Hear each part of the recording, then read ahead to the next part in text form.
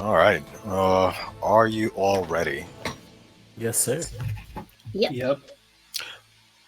Well, I guess we said we were gonna do introduction. So, I am T.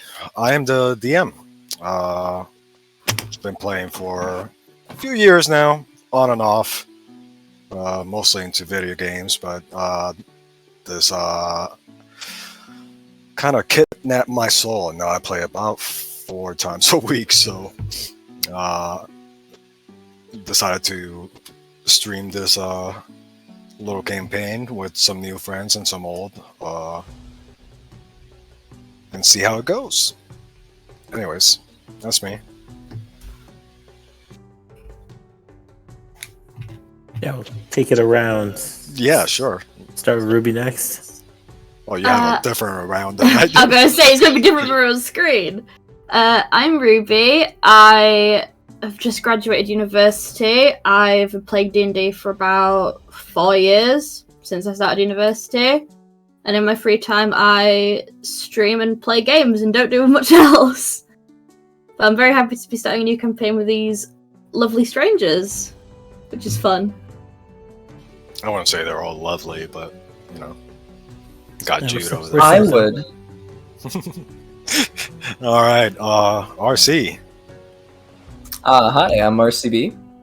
I play a lot of D&D. I've done creative writing for a really long time, since about 11, and I'm excited to write a story with everyone. How about you, Jude? I'm Jude. I've been playing D&D and Pathfinder for like 9 years now, and it is soul-consuming. I don't do anything outside of this anymore, so that's me. Yeah, I'm Ken. I've been playing about 4 years, maybe 5, online for half, since COVID and all that.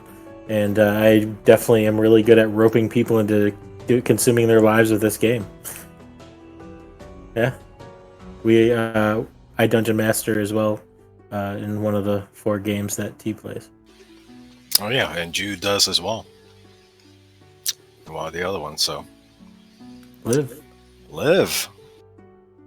Hi, I'm Olivia. I actually just graduated from college too. I've never played D&D before. I've never done anything with it, but I love RP games. I love just video games and stuff like that in general. So I just knew this would be something I would enjoy. So it's my first time ever doing a campaign or anything. So please, Welcome aboard. a noob. So, I'm excited. We'll see how it goes.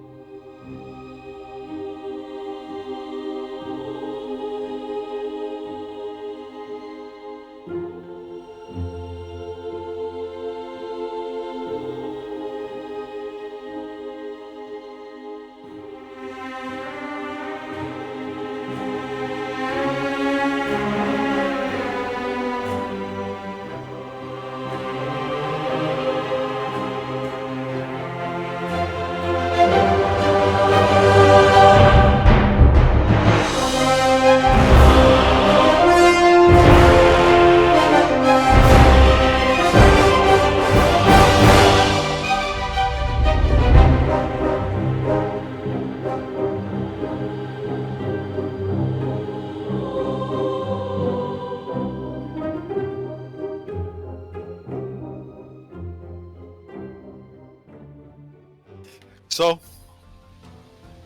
welcome to the world of Poatia. Here, magic and technology have been adapted to power great machines of industry, transportation, and war. This comes at a cost, however. The magical crystals fueling the so-called Steamworks are being consumed more rapidly than they can be found. And in desperation, the various kingdoms are beginning to turn on each other's resources. War looms in the horizon. As for you guys, your journey begins in Joarlie, pleasant town, neighboring the city of Holocaust, capital of the kingdom of Coltham. Here, you can find um, it's a curious town. It's something we'll get into very, very soon. Most importantly, this is the home of Tover Puddleblock, an renowned engineer that has made his living in this particular town, and is sort of an attraction to many people. Not particularly because of his house, just an inspiration um, to people looking to do great things, and perhaps you're going to find it here as well. We're going to begin early in the morning, just outside the town of Joarlie. Um, Here you'll find the forest.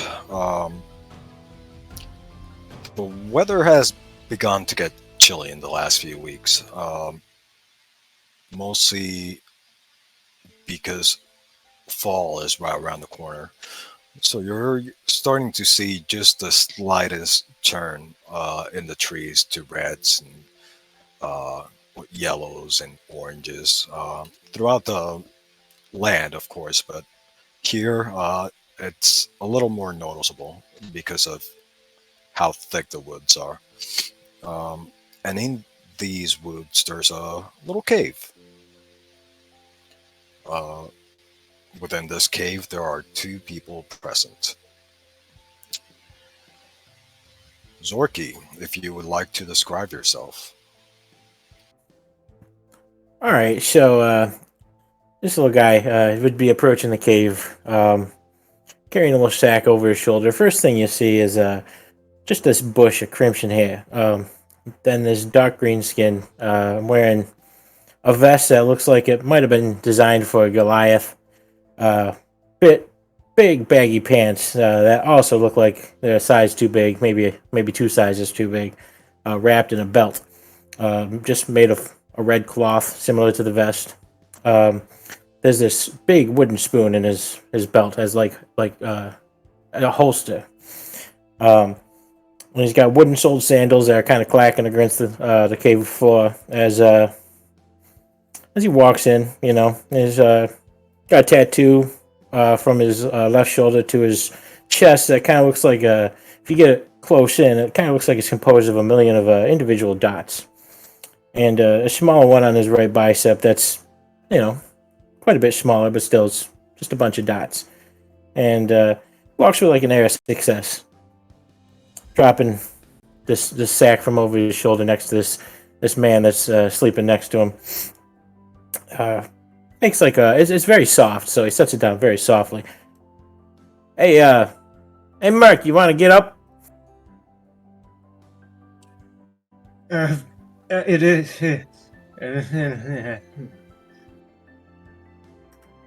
Come on, I found breakfast. That's well and good. Yeah, breakfast. Yep, I'm up. It was a good Mercy. snack last night.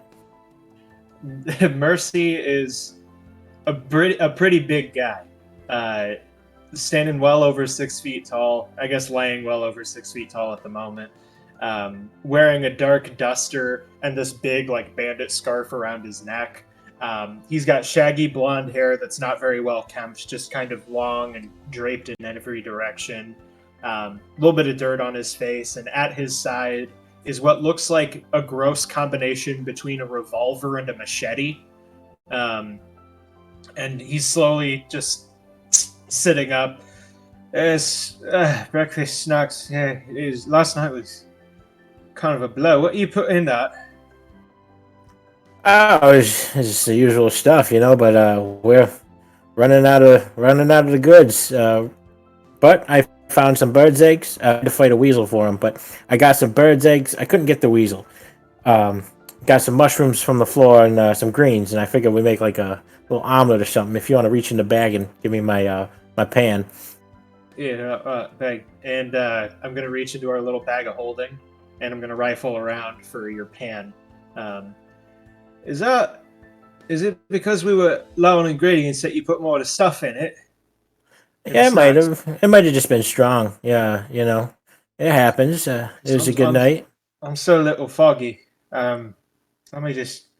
Here's the pan, and something a little greasy. Something a little greasy will get you right going. Yeah. But we need you strong because we got to go into town because I need to get some oats, probably some more lard, some honey, for the snacks. As you mentioned going into town, some of the color leaves Mercy's face. Oh, come on. Won't be that bad. It's Joarlie. It's just, I mean, it's a lot of people. Yeah, I don't know what you got to worry about. They're going to be looking at me. They always do. That's true. I just don't like it. Let's just get breakfast on, innit? Yep. Put some brush together, Druid craft a fire, and start just mixing some food, making us breakfast, and packing up, and probably heading our way to town, right? Unless there's anything else you want? No. Sounds good to me. Sure. So, as you guys are leaving, it seems the forest almost comes alive as time passes on, especially in the early morning. You're going to see, squirrels all over the place trying to gather food for the winter, which is still a ways away, but this part of the world, being as far north as it is, tends to get a little colder a little sooner. As it is right now, you're looking at the weather's almost in the 50s. But the sky itself is beautiful. It's a very clear morning. You guys have about an hour and a half to walk into town. So we're going to go over to Ruli. Ruli, you've been in this town for a little while now. Say about a week and a half, right? Sounds right? That sounds about right, yeah. Okay. In that time, you have met, at the behest of your family, the great inventor that everyone has been talking about, that everyone knows here in town.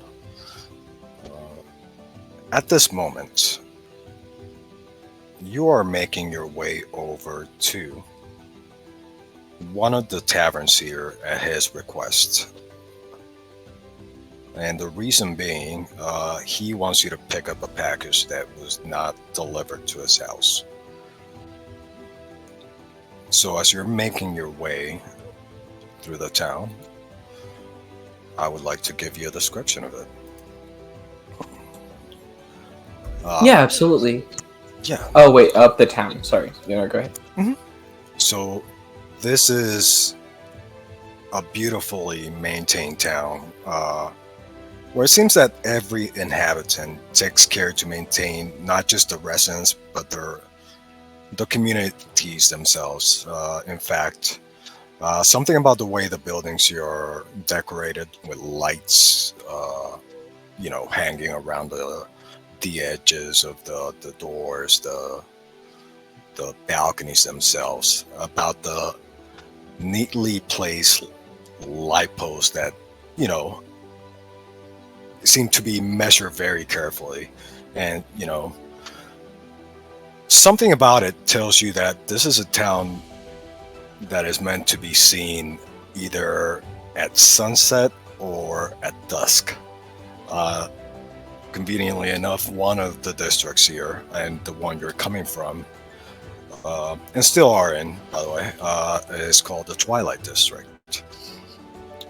And cobblestone roads here are decorated with, abstract designs.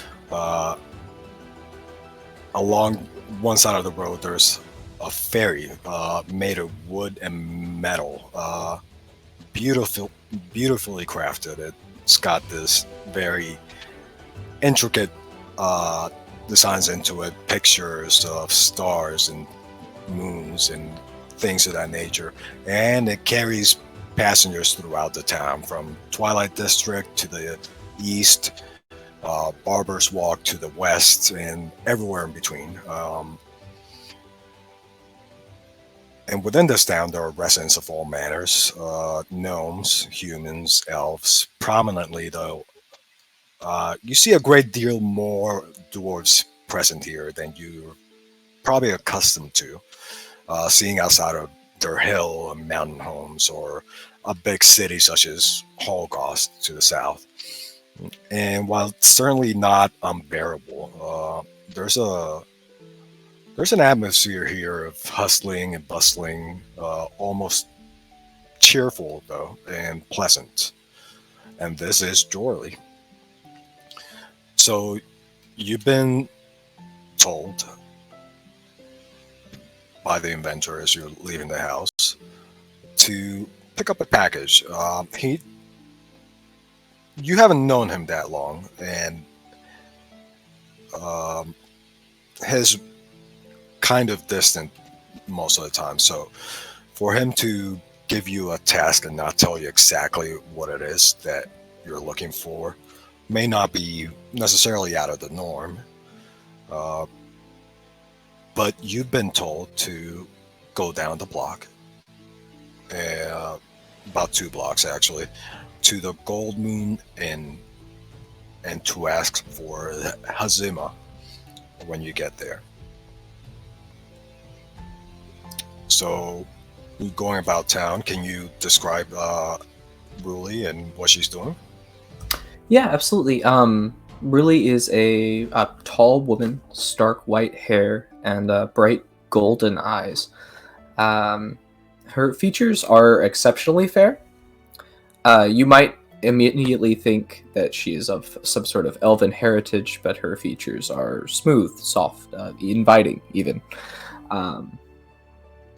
Despite her walk is straight, upright, elevated.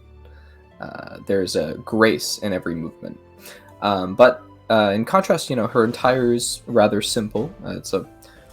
At the moment, kind of a thick khaki pants with a tucked into boots with a sleeveless white shirt and buttoned all the way to the top. She is hesitant as those everyday citizens sort of like pass by, perhaps pausing as individuals shove their way past her. But she is direct, forward, and with a purpose right now. She is on a mission, in fact, to receive this package.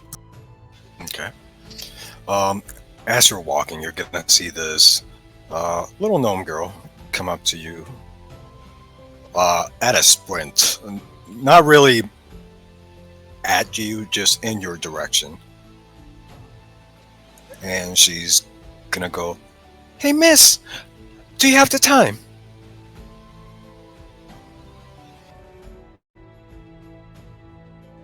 I'm sorry, the time, darling? Yes, what time is it? I'm late. Oh, as I look towards the position of the sun, do I have an idea of what time it might be? Sure, and more so because The morning, I think. yeah, it only recently became light. So you're looking around 7:30 in the morning. Oh, it's around 7:30. Thank you, miss. And she's gonna sprint off in the direction that you came from. Oh, watch out! Oh, she's already gone. But you make your way to the tavern, and tavern's perhaps one of the most prominent buildings here, aside from the homes from where you're coming on, which, by the way, is on Quartz Street. So it is a 5-story building, which kind of stands out among the ones near it, made of this very pale brick. Right now, the windows are, for the most part, being also mainly an inn, but also a tavern. The windows on the bottom, all the curtains are open, so you can look right inside, and you see signs of life here and there. You're Besides that, you're not seeing any kind of movement from the top floors, but right now it does seem to be open, as it usually is. It's you would haven't been here, you would know that uh, places like these do operate around the clock, although they may not be always fully staffed, but there is someone always present. Um, and this early in the morning, would you say you've been here before, or I wouldn't say it's a frequent occurrence, and likely not much like heavy drinking at all. okay? I don't know. Do they have a tea? Well, they would. Uh, Being also an inn, they do serve foods and things like that. But Yeah, she would have do- used it kind of like people use like a coffee house. fair enough.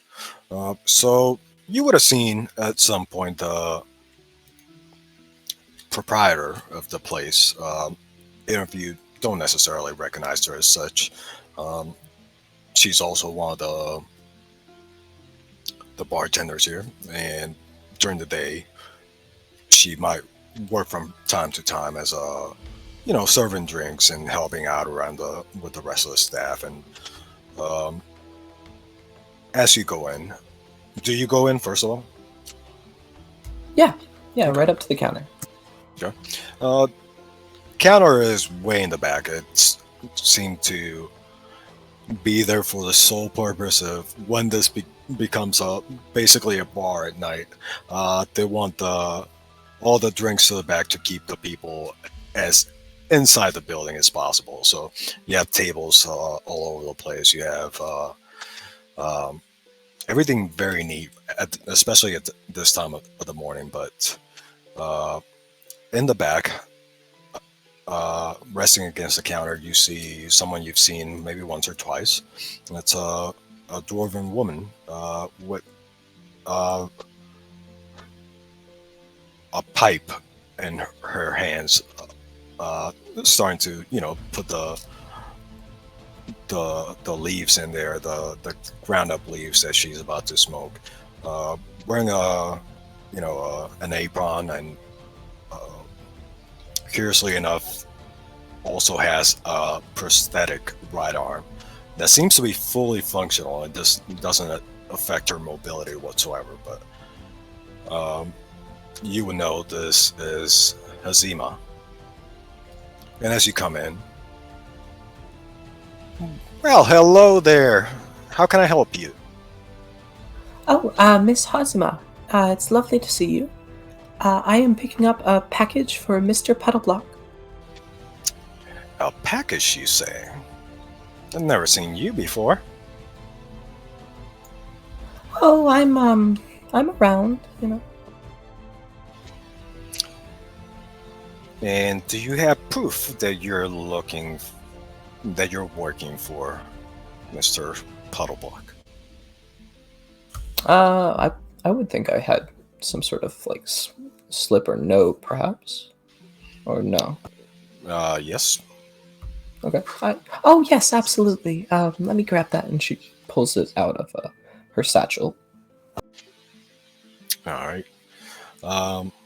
You hand it over, I'm assuming. Hazima is gonna look at it, read it once, look at your face, and read it again. Well, if what you say is true, you may want to tell Mr. Puddleblock that his package has not arrived yet. But if you want to come here in a few hours, perhaps it will have made its way here. What is your name? Oh, apologies. I'm Orlin Blackwell. It's lovely to meet you. Aurelin. Did I pronounce that right? Something like that. It's a common occurrence. Different regionalities say it a little differently, but I've found Ruli is a little easier if you prefer. Ruli, I can do that all day long. Well, great to meet you, Ruli. But please do tell Mr. Puddleblock that his package has not arrived just yet. Absolutely. Perhaps, is there another place we would have gone before now? There's like a delivery joint?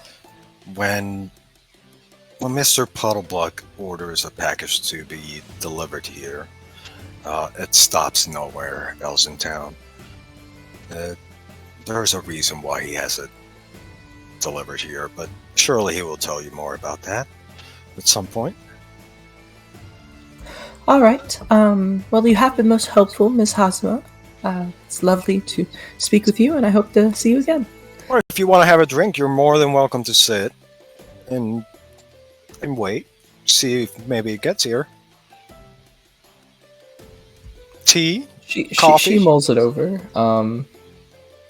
She did briefly look a bit deflated, I think, as she was kind of grappling with the fact that she wouldn't immediately bring the package. But I think she'll definitely take some tea, a bit of bread, and wait there. Yeah. She is going to hand you the note back, first of all, and then she'll go back into the kitchen and start preparing your drink. And as she does that, we are going to go over to Poppy. Poppy, you've been here how long? A few days, maybe like a week or so, not too long. So you'd be familiar with the town itself to an extent, right? So right now you would find yourself not very far from where Ruli was just a little while ago. And you're going to see this very same girl run by you in a sprint. Right now, at where you are, you're looking at a garden. You're looking at one of the many gardens that are in town. This particular one is curious because it's got what seems almost like a temple right in its center. And the garden has been made to kind of cross through the temple ruins. So all these flowers and trees that start on the outside kind of eventually make their way into the temple itself. Very purposefully, but it's got a very peaceful air to it. Can you describe Poppy for me? Sure. So Poppy is a forest gnome, just under like 3'2", very small. Has long, curly, like red hair that's up in like a lot of fancy braids up out of her face. Has a lot of like olive green like makeup and clothing and stuff like that. Very much likes to dress in foresty type of colors and kind of blend in with her surroundings, and has just kind of been wandering around the city the past couple days, just kind of taking everything in as she's going along. So just kind of curious. Okay. And not too far from you, you're going to see that very same girl trip and fall almost right on her face. I'm gonna run over to her and ask if like she's okay and try to help her up and ask how she is. Thank you, miss. Sorry about that. Are you okay? What's going on? You're in such a rush? Is anything happening? I'm supposed to be at school right now, and I kind of forgot to wake up. But Man, that happens to the best of us. It's okay. she's gonna dust herself off.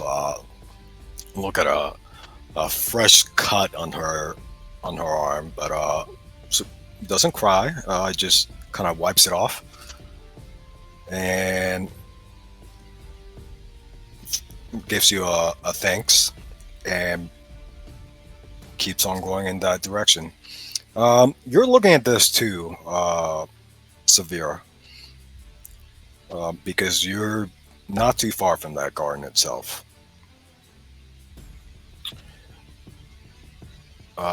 If you don't mind describing your character. Yeah, sat cross-legged with just an absurd amount of paper around her, trying to blend in as well as a royal purple dragonborn in these parts can look, is Zafira.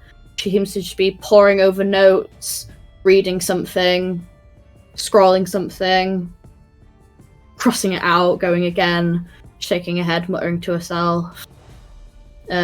She's, as I said, she's royal purple, 2 horns curving backwards, hidden underneath the hood of what appear to be just very plain, no frills, no nothing, just bog standard, like, student's robes. She, for all intents and purposes, looks like a kid doing her homework. She'd hear the commotion, look up, kind of tilt her head curiously, then look back down and start taking more notes. All right. Poppy, I will say you have never seen not just a purple dragonborn, but more than likely you've never seen a dragonborn. They are extremely rare, to the point where what few people are up this early in the morning definitely stop to take a second look. I'd probably like go up to her a little bit, like timidly, playing with like rings on my finger, and just like cautiously approach her and just say like, "Are you working on something? What's going on? Hi." Hello. Yes, I was just working on some study notes. The tutor will get quite annoyed if I don't have a report back to her soon. Curiosity got the better of you, huh? I'm used to it, it's okay. She has that very knowing look. I grew up in a very mixed city, so I like approaching people who aren't gnomes. I like talking to anybody who's around me, so I just like talking to people. And you seemed really interesting. Well, thank you. I hardly think I'm incredibly interesting. I certainly wish I was as confident and forward as you are. I'm not really one for talking to new people. I'm just gonna kind of like be like, "That's okay. I'm here. I'm walking around if you want to talk, or if you want, I can just sit with you and work on some of my own stuff. If you want some company."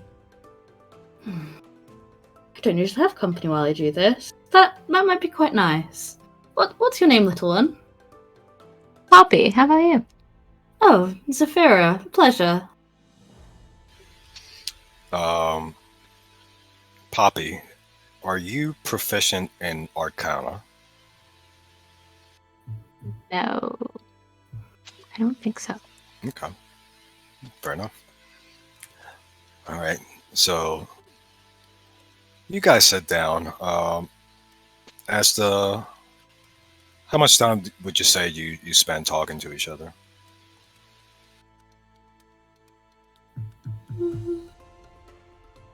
Probably at least a solid half an hour, I'd imagine. It might not even just be talking, we might just be sat doing our own thing, but company of someone else, always fun, isn't it? Like 2 strangers sharing a bench kind of deal. Yep. All right. So, Day goes on. Half an hour passes. Uh,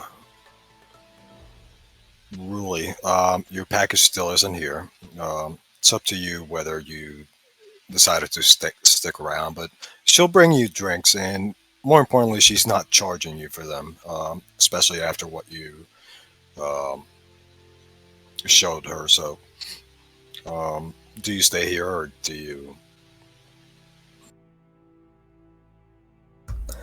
Oh well, I think I will take my leave. But here, And then she slides her a gold piece. Oh, that's not necessary. You keep that. It's always free for Mr. Bullock and his associates. She seems the slightest bit troubled by it, but she'll pocket it all the same. Right. It's been lovely to have your company, but I really must be going. And then she does stand and begins to head back home. All right. Uh, Mercy and Zorky. So this time that you're arriving in town, and as you're entering the city, it's become much more alive than it was when I described it just now. But still, it seems to be either a holiday or a day where people really don't seem to be working all that much. So they're, the people that you do see seem to be like no destination whatsoever. It's just talking to each other and either merchants that are selling fruits, but generally there's a lot more people here than normal. So if you happen to this town, which I believe you have, correct? Yeah, we've been here before. Yep. Okay. All right. Well, you're in town. Mercy has pulled up his scarf over his nose to conceal his mouth and most of his face, and is just walking with the worst posture you've ever seen in your life. I think you should do some more stretches. You're kind of walking weird. Walking weird? What do you mean by that? It seems stiff. Did you sleep bad? Do we need another bedroll for you? No, it's just... there's all these... And I make a broad gesture with my hands to the crowd. There's just a lot more people, I feel like. Yeah, I was thinking the same thing. It does seem awful busy. I don't remember it being this crowded. But you know what? They're not even looking at you. Well, maybe that one is, but not the rest of them. Which one? I think it was just a brief glance. Just I think. Good. Yeah. It's happened. Yeah.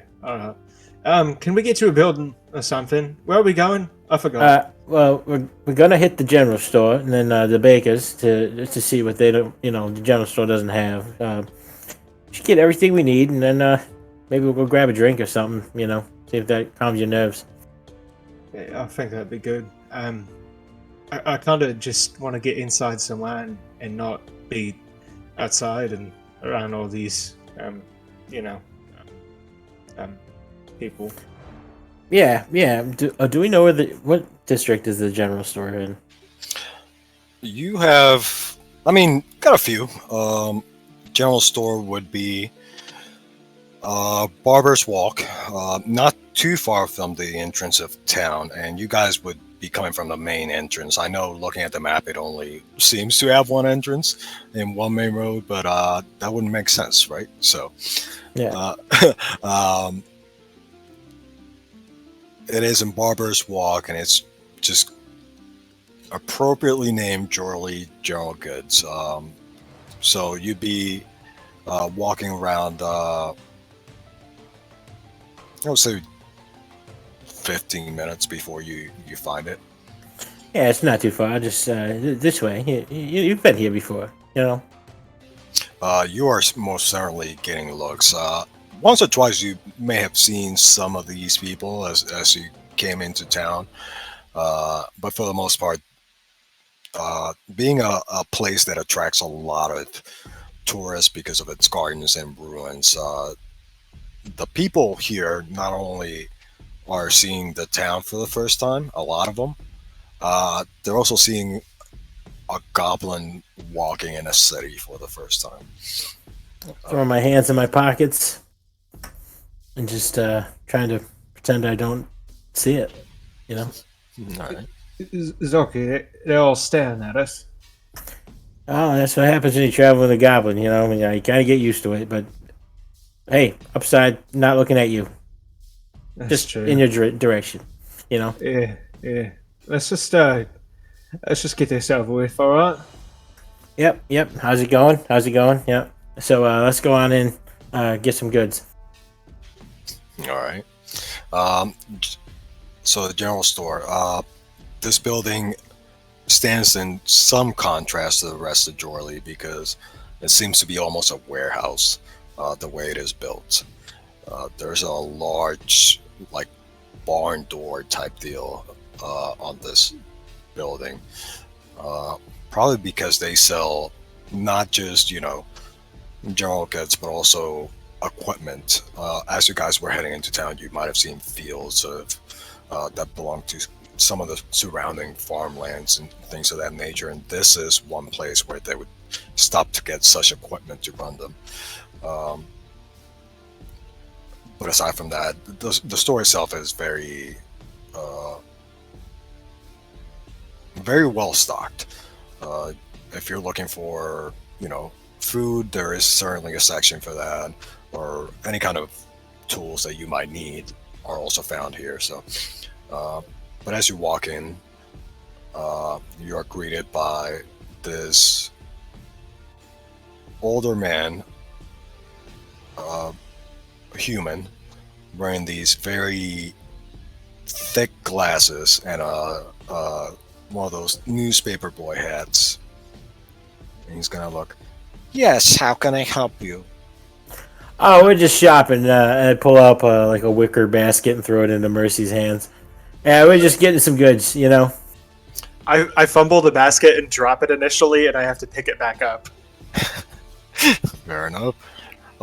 As you pick it up, it's at that point that he notices the goblin for the first time. You haven't seen this man before when you've come here, but...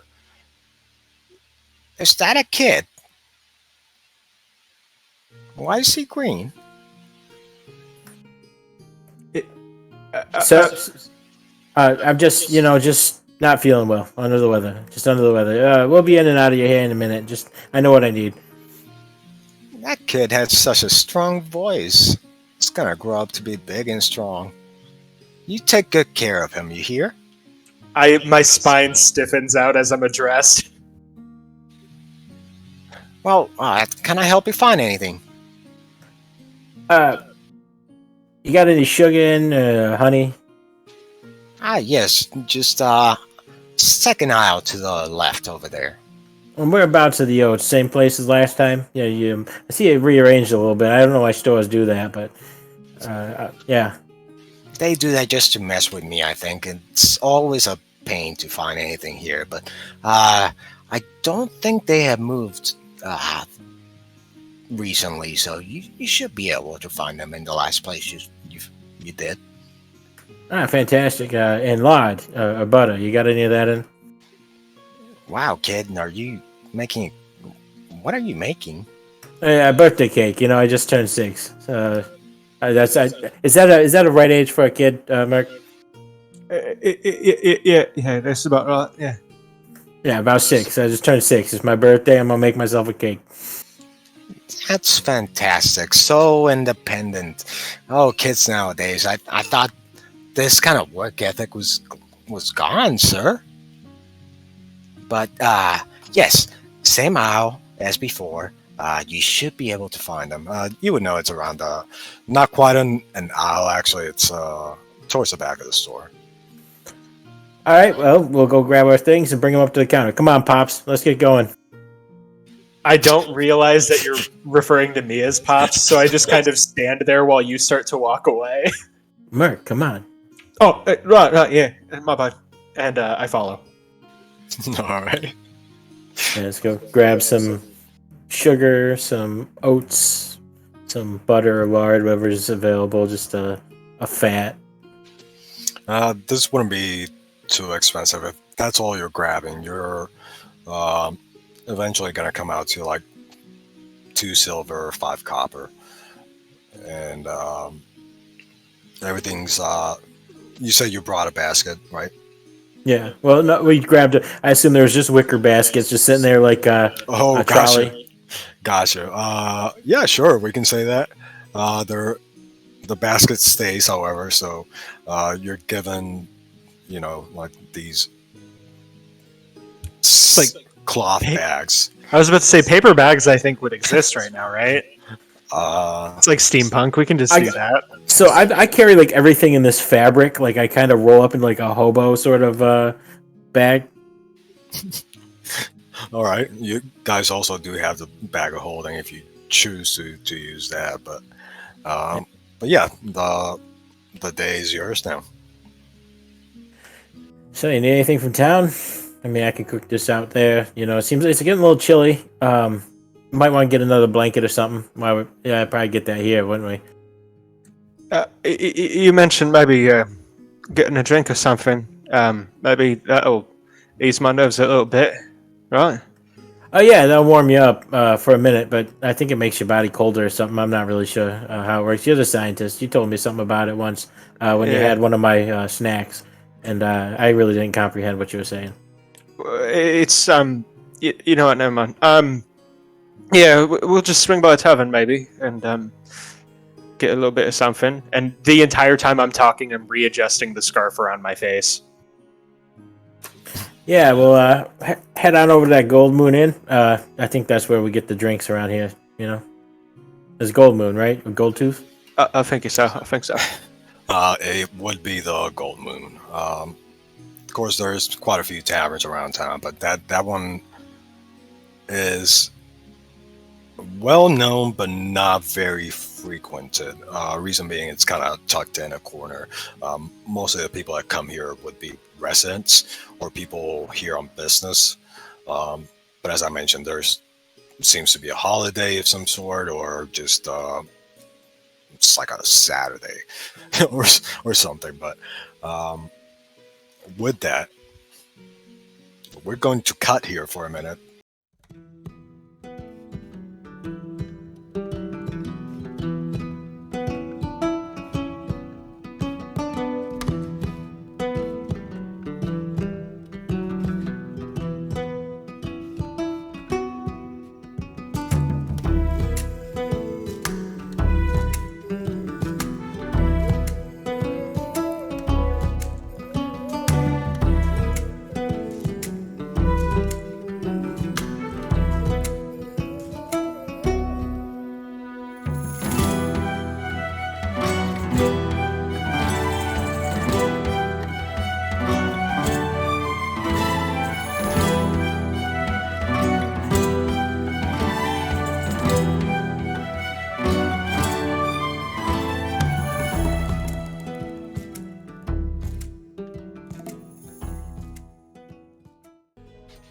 So just to mentally situate myself, Ruli's heading back towards the house. You guys are heading towards the tavern.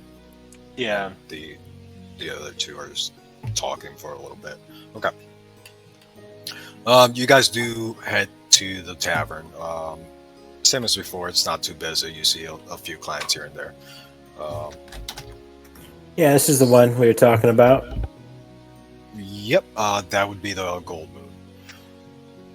I'll send that character to Merc. Oh, gotcha. All right.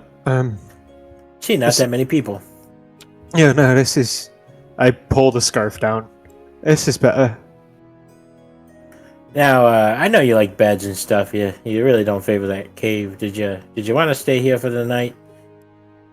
It is getting a little bit colder. Maybe it'd be better to stay here for the night. Yeah. Yeah, sure. We just have one night, and it's just the weather's been good. We've been outside. I could take a day out of nature. Do you think they're gonna let us cook here? I mean, I can always just step around back or something. That's true. Maybe we should ask first, though. I don't want to, step on any toes or anything. Yeah, for sure. But if we're gonna be drinking, we might not want to do both. That's true. Yeah, no, don't mix and match. especially if you're having a trouble waking up this morning. You know, I think you might need a day off. Yeah, maybe. You guys don't cook drunk or No, it's intoxicated? we're talking It's- about making edibles. Yeah. Oh, What do you think my man's snacks are? Yeah, this that's is true. that's why those snacks had me groggy. All right. Are you guys asking? I'm not. Nah. Yeah, I'm not gonna goblin come into somebody's tavern and ask if I can cook. No. Which, by the way, some of the patrons have given you looks. No one has approached you from the patrons themselves. But you guys would get service from Hazima. Whatever you guys wanted to order, up to you. Just get a round of ales and some bread. Let's start light. You gotta get my friend here. You know, he's gotta start feeling a little more social before we do anything else. Very well. And what am I getting you, sir? Just a round of ales. Just 2 ales and like a loaf of bread. She seems to be thoroughly distracted by the goblin here, but she's not giving you any kind of weird looks. It's just unusual. So she makes a mental note of that, and she heads back towards the where the bar is to get those drinks from you. A couple of things happen here. Poppy and Zafira, you guys are going to hear this. You won't hear it, or you won't see it. Ruli, you're definitely going to see it. And Zorki and Mercy, you're not just going to hear it, but you're going to feel it as the nearest windows start shaking, as does the table itself. What you're seeing, really, is as you approach the Puddle Block estate, is a bright light coming through the windows of the house. Despite the curtains being closed, and despite the curtains, as you've been here before, they're made to block out the sun. They're basically blackout curtains due to the nature of his work. And the ground beneath you is shaking. All of your feeling and some of your hearing this shaking from a distance away. The tavern itself is about 2 blocks, as I mentioned, but really. So you're seeing this light come through, and there's no noise to it, aside from the shaking of the ground. It seems to be coming through every single window of the house.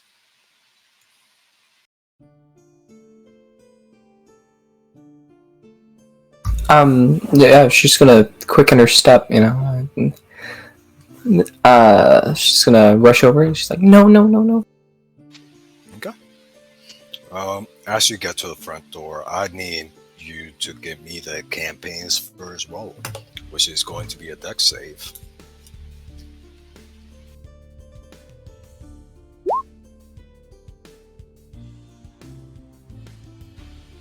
#21.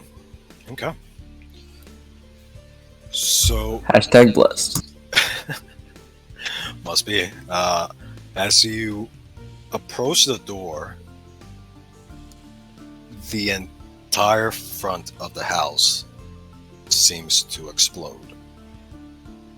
And this is something that can be heard probably throughout the city itself. It deafens you for a few minutes. And you're only saved by the sheer fact that the door was in front of you.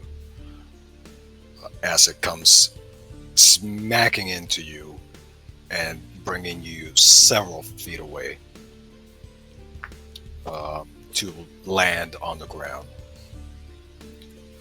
You're not going to take any damage, but you're going to be stunned for a few seconds.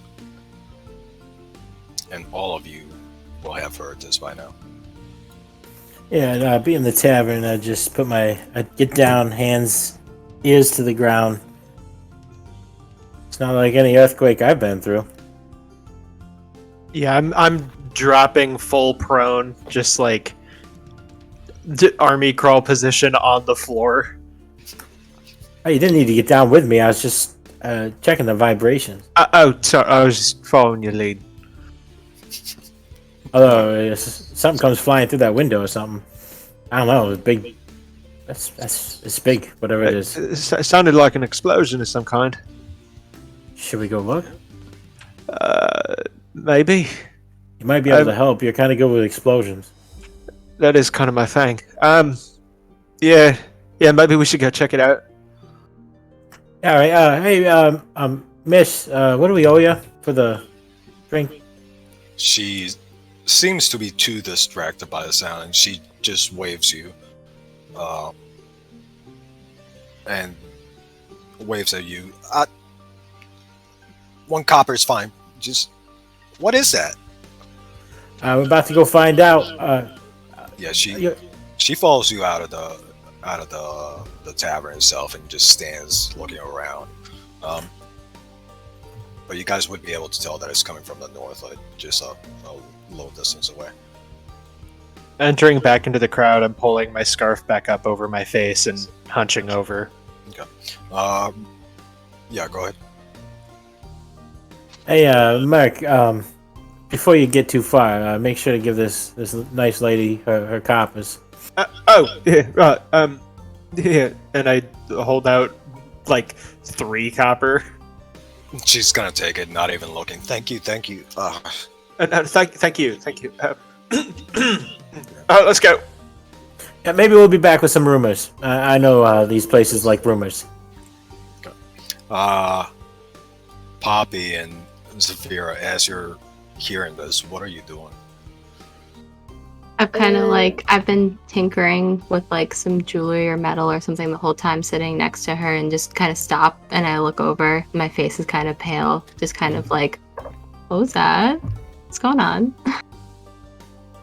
At the initial sort of shaking, Sphere would probably look up and then be like, "Oh, it's this day, it's fine." And then the explosion happens, and it's like, that doesn't usually happen. Huh. Shortly after the explosion itself, you do see a column of smoke rising from a few blocks away from where you guys are. And what's unusual about it is that it has this reddish tint to it, almost. I kind of excitedly look over, like, you want to go check that out? Absolutely, yes. Let me get some fresh paper. Like, hurriedly binding notes together, shoving them into a pouch. Fresh paper, bam. Let's go. Sorry, getting my drink situation here. That's okay. So all the stuff we bought would be in the bag of holding. 1, 2. Make sure you subtract the cost, Jude, because you're the gold guy. Oh yeah, you have been given almost all the money to carry. Sorky just has 1 gold coin on him at all times, and that's it. It's an emergency gold. All right. So you guys start. All of you individually start making your way towards the house. Really, you're already there, and it doesn't take the rest of you long to get there. And you're looking at quite a crowd at this point. No one has made any attempt to get really out from where she landed because no one can see her. All around you is this, especially this close, this red smoke, and you can barely make out what's inside the house, if there even is a house anymore. Um, but all of you are here, and you start seeing the town guard um, arrive, keeping their distance for the time being because they, just like you guys, have never seen this before. So, but yeah, I see Ruli under the door, being so low to the ground. give me a perception. Or what is your passive perception? 14. 14. Give me a roll actually, because you're looking around for things actively. Ooh, rough start. May I attempt?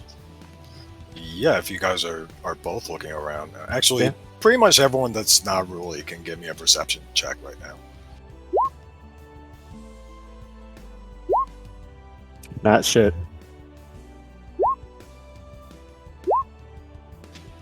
You're just gonna roll until you get it, Olivia?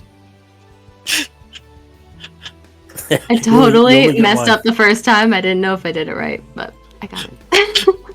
Got it. Okay. 15. Yeah. Sorry, I forget character names all of a sudden. There we go, Poppy and Zafira. As you guys are arriving, you have a pretty decent view of what has happened. What you can't make out from here, but you do see an arm under, almost under a door that has fallen, and all of this debris around it. As I notice it, I kind of like gasp and like kind of run over, and I'm immediately trying to just be like, "Oh my god, what's happening? Are you okay?" Almost exactly the same response from Zafira. I was going to say like the gasp and the quickly. Yeah, and as you see these people run in, the rest of you would see this person not quite trapped. You're basically just stunned for a little moment, but yeah. Do you guys help? I would not move until I see Zorky move. We didn't see anything, I don't think. Oh no! As I mentioned, now that you see people actually moving into the explosion itself and with a purpose, you would definitely see the person trapped under a door and some debris. Merrick, let's help these this person out. Hopefully they're alive. Yeah, right. And You're I'm much gonna stronger rush than I over am. there. I'll rush over there and see that two people are already on it, and slowly start to back away. Ruli, you're free to help with your own rescue. You're coming to at the moment. You start hearing some noise. Oddly enough, because it was very loud for you. Yeah, I'll try and push it off best I can. Oh, are you all right? As you see, she's got like a little bit of blood on her head. She kind of flicks her wrist, and it seems to clear up. Are we alright? Poor thing, you just got squished by a door. Are you okay? Oh, I'm fine. Yeah, I'm good. As she's kind of like nursing the wound. Oh, Zap! She kind of just heads towards the center of the explosion. Okay. Mr. Tover. You're not hearing any responses, and as you head inside, you're very much heading into a place you no longer recognize. As the smoke itself begins to not quite clear, but because there is still smoke being produced by whatever happened, and it seems to be coming from underneath the house. But you get a good look, and the walls themselves are basically standing almost by themselves at this point. Half the roof is gone. This house would have been a three-story house, but right now, in all the debris and the destruction itself, you're not seeing any real signs of people or life of any sort, dead or alive. I'm going to very carefully approach Ruli from behind and like tap her on the shoulder. Excuse me, miss. Probably was to back away from the fire. A lot of fire-related deaths actually happen because of smoke inhalation and not the fire itself. So, I'd recommend not getting too close. Sorry. And then I back away.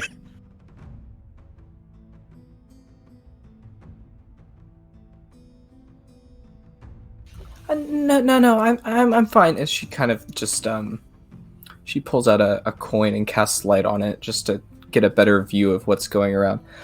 Do you see anything here in the rubble? I don't hear. I don't. Oh, God, my head. Well, you were the one under that door, right? Maybe you should take a seat for a little bit, and the rest of us will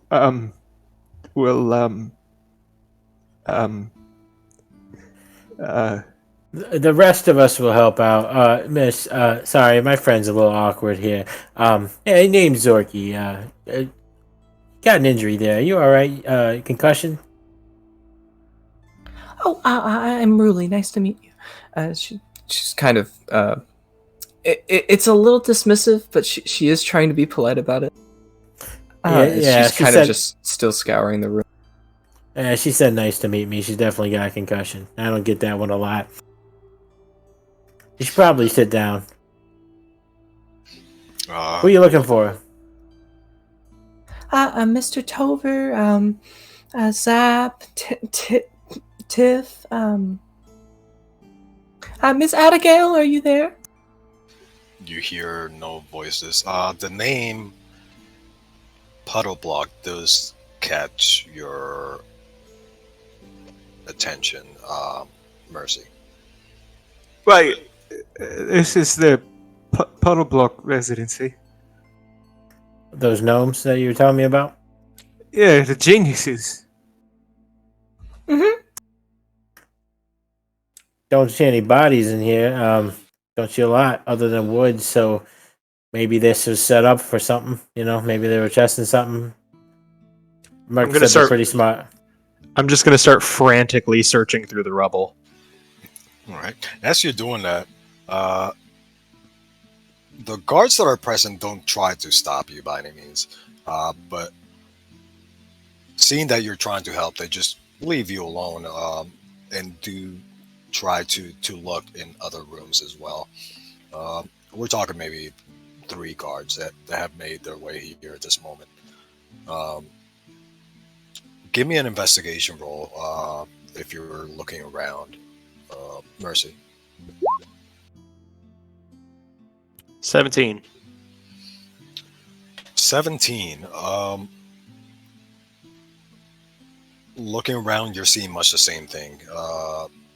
No signs of life or any bodies, and anyone injured or dead.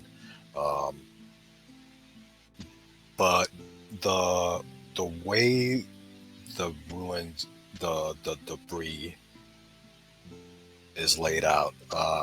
After a couple of minutes of looking around, you see that it tends to lean towards the front of the house. So, making your way towards the back, it looks even worse over here. So, eventually, you come to a doorway, and looking at that doorway, what's left of it, there are some stairs leading into a basement, or what you could safely assume is a basement. How does the basement look? How damaged does it look? All the destruction you've been seeing, like I mentioned, there's a pattern to it, a blast kind of pattern leading outside of this door. This door aside from the frame itself and the basement stairs, the initial part, as you look down, you don't see anything wrong with it. I take a deep sigh of relief, hoping that maybe this is a good sign, and I'm gonna start making my way down the stairs. I'm right behind you, Merc. What are the rest of you doing, Poppy and Zavira?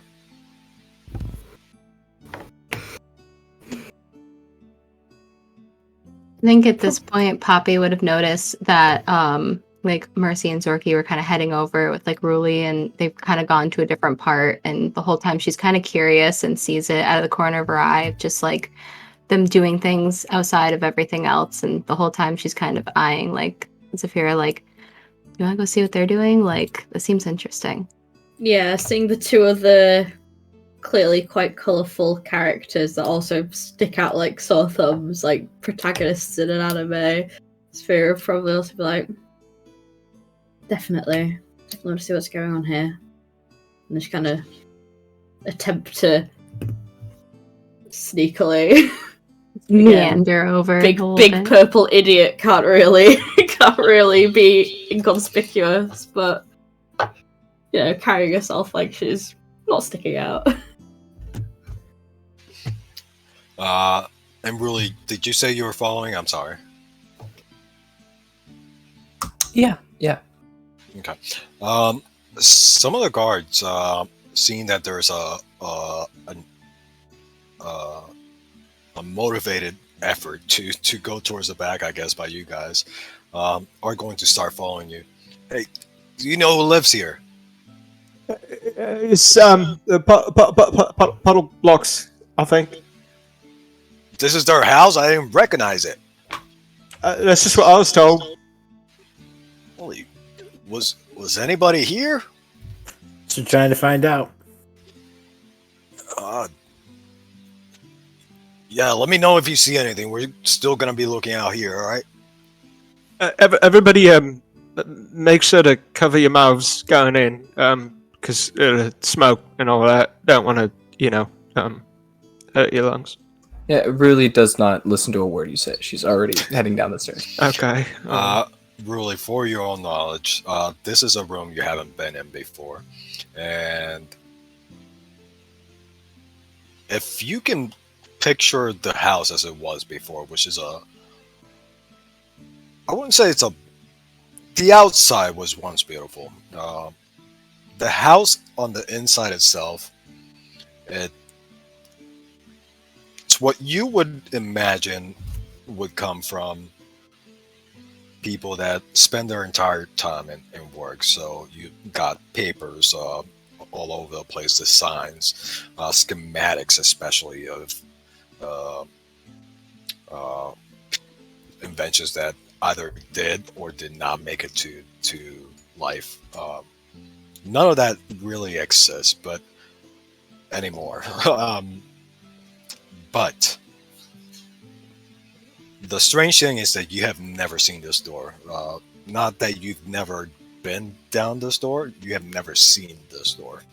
And where it's located, you know that at some point there were bookshelves in front of it, which are right now across the room in pieces. As you guys make your way down there, there's nothing really unusual about the looks of the basement itself, except for the fact that it's still standing somehow in one piece. The basement, however, is not under the house. The stairs lead towards what would be the backyard of the house, and you're looking at basically a bunker of sorts. Everything here, much like the rest of the house, you're looking at tables and bookshelves of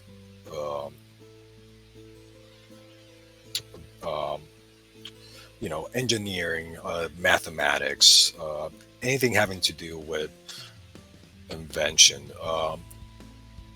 Who has the highest perception? I know Zorky said 14. I'm tied with Zorky. Okay. Anybody higher? Nope. Very perceptive bunch. No, that's fine. With a 14, as you're looking around and seeing a theme here, the only thing that catches your eye about this room is the fact that as you get closer to a door that's on the other side, the books here are all about the same subject, and that subject seems to be teleportation. Something that none of you would have ever really seen. There are theories about it, but nothing really exists about the topic. Nothing material exists about teleportation. But there is a door, and that door is currently still around the edges, glowing a little bit. As in, there is a glow coming from the other side. I didn't describe that very well.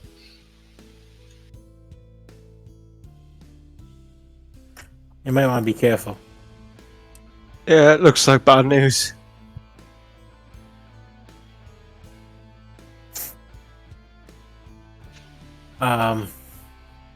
Just gonna yell out real loud. Hello? Is anybody in this? You get no reply whatsoever. Can I roll an Arcana on the door? On the door? Yeah, the glowy door. Yeah, maybe I didn't describe that very well. What you're looking at is a glow coming through the door, as in something inside the room is glowing. You can certainly roll if you like. No. I'm gonna knock on the door very carefully. Okay. You don't get a response, even after a few seconds or minutes, however long you wait. How well sealed is this door?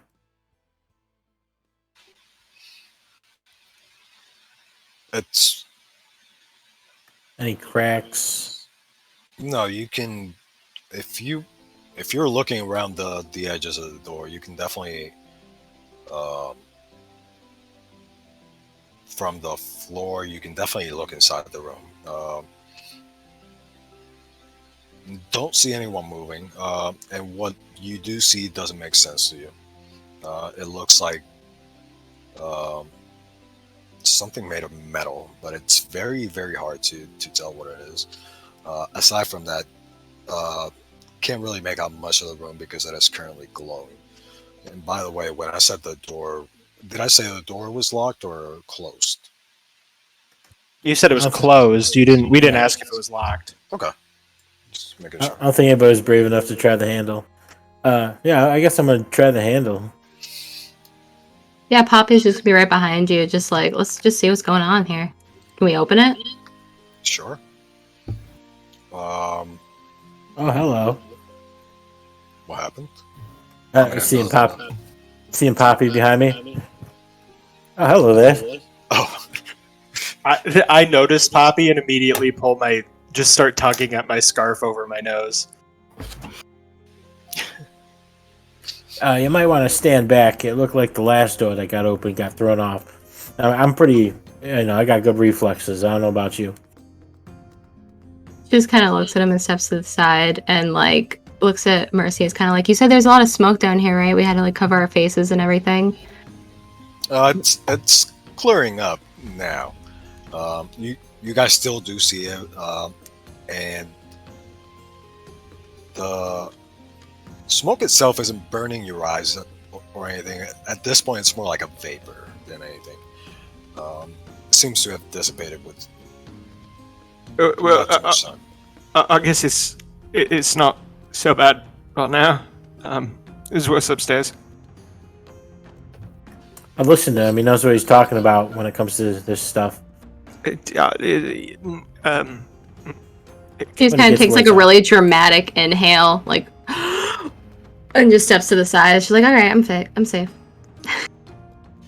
Give me a concept. No. Mercy turns to face the wall. You try the handle, Zorky, and the door comes open. It does seem like if there was a door to keep whatever was in here out of public view, that door was the one at the top of the stairs. You go inside and you see nothing in this room except for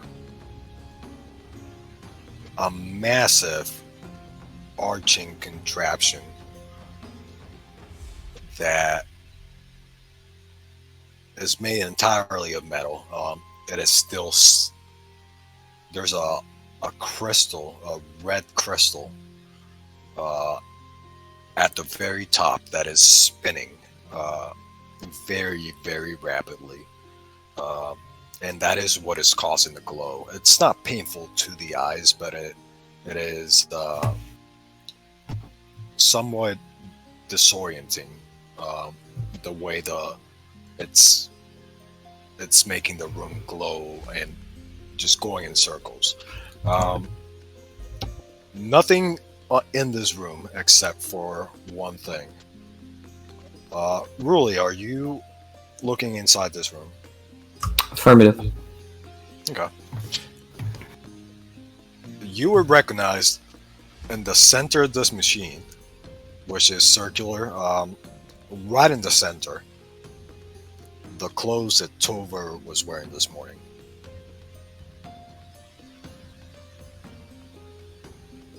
So when you say the center, is it some sort of chamber within the room, or?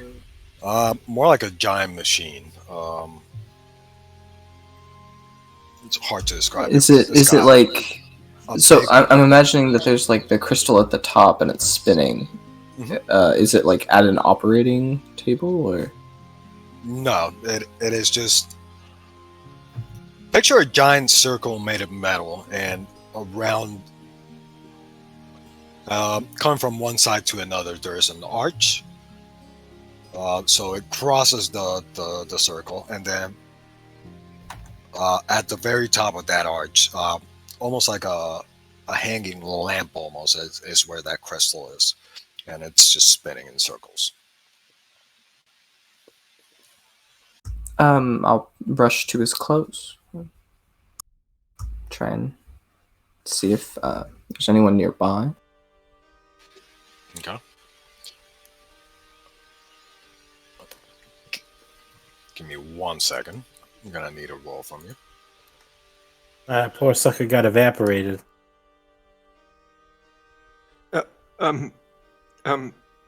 Maybe not, though. That is his clothes. He had all the books on teleportation, so maybe I don't know what that is. It's where you magically move from one location to another, and I'm like very anxiously looking at everyone else who is in the room as I'm explaining teleportation.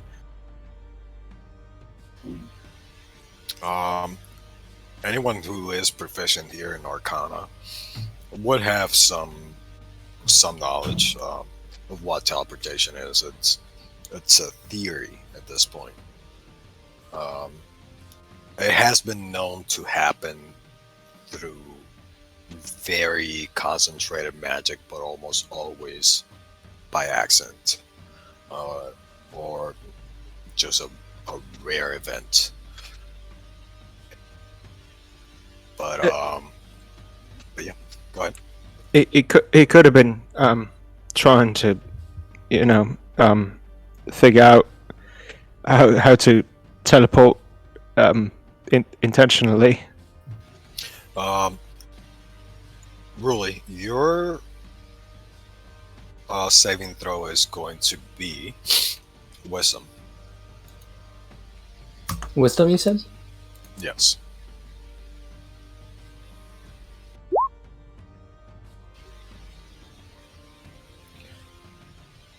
The rest of you, as Ruli is going for the clothes. Give me 1 second here.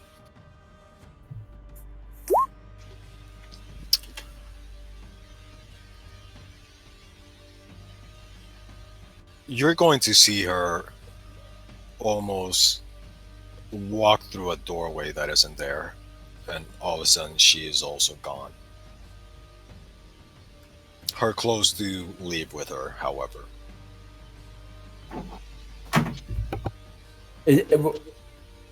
Was that just the teleportation thing you were just talking about? I think so. I mean, she didn't get blasted out of her clothes, so maybe the other guy is dead, you know? But where'd she go? How do we know where this goes? You think it's like that bag you got? Maybe. It could be, but I don't think it's safe to walk through that. Yeah, other people just messing with nature all the time. It's horrible. Hardly messing with Oh. nature. It's more messing with the arcane. Something that people should be encouraged to do. As soon as you start talking, Mercy jumps. Oh, sorry. I thought you knew I was here. No, it's alright. We didn't have enough drinks at the tavern. So inquiring minds, what do? We just wait for her to come out. We touch it, see what happens. Well, we could try throwing something through it. Yeah, actually, that's a pretty good idea. One second here. I'm gonna use one use of my wild shape to summon a rat as a wild companion. The moment the rat appears, Zephyra's eyes just like widen, and she takes a solid she's at the other end of the room. Oh, it's all right. It's a fake creature. It's not real. You don't like rats? I should have picked something else. I'm sorry. I should have asked. It's harmless. It's harmless. Yeah, he's just gonna take a peek through, see what happens. So you're sending a rat through. Yeah. All right. Give me a wisdom save for the rat. All right. Let's see, rat.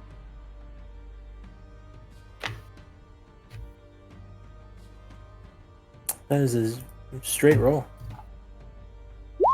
I figured they wouldn't be very wise. Yeah, this rat disappears as well. Same way. Give it a second. Summon it back. This rat is shaking. Okay. So I believe I can communicate telepathically with it because it's just this fine familiar spell. So what you see? What's going on in there? Can it understand and talk back to you? It's a fey creature. Okay. You wouldn't believe what's on the other side of that. It's fucked up, man. Like, what'd you see? Did you just see the girl? The one I was talking about? The Rulie? Oh yeah, she's there. There's also blood all over the place. Oh, is it hers? No, she's fine. I'm gonna send you through one more time. See if you can come back. Can you not? Listen. We gotta do it for this man's science. You know, Mark. He's gotta learn. You've already seen it once. What's it gonna do? Send the lizard over there. She's big, you know. You gotta start small, you know. Plus, I can always bring you back if something happens. You know, I got you. Man, you are gonna owe me so many snacks later. Yeah, I got you. Just go back through and see if you can come back. All right. Give you 5 minutes and I'll pop you back through. I hate you. But I I'll get do that it. a lot. Rat's gonna go. By the way, nobody else understands this, right? Oh, it's telepathic. Never mind. It's telepathic. Um, But like I'm I am like, staring. yeah, I'm just like chirping to it. I'm gonna play it off like I'm actually speaking to it. what's the intelligence on a rat? It's like 3, I would imagine. Yeah, it's a -4. -4. Surprised this thing can even speak. But anyways, It's a familiar, so so it goes up to like 6, I think, or something like that. yeah, something like that. We'll look it up. It doesn't matter. For the purpose of this, it's fine. But very hesitantly, the rat makes its way back towards the circle, and it vanishes. To describe what you're looking at, really, the walls here are painted in blood. You're standing in it's either the same machine or a replica of it. But it doesn't seem to, if you try to move around, it doesn't seem to teleport you back, move you back to where you came from. In the corner, you see a body, and it's not moving. And more immediately, you have seen a rat come through twice. And it's now standing there looking at you and chirping. You said there's like blood caked all over the floor, right? More so the walls. And it's the pattern of it, looking at it. Can you give me a investigation?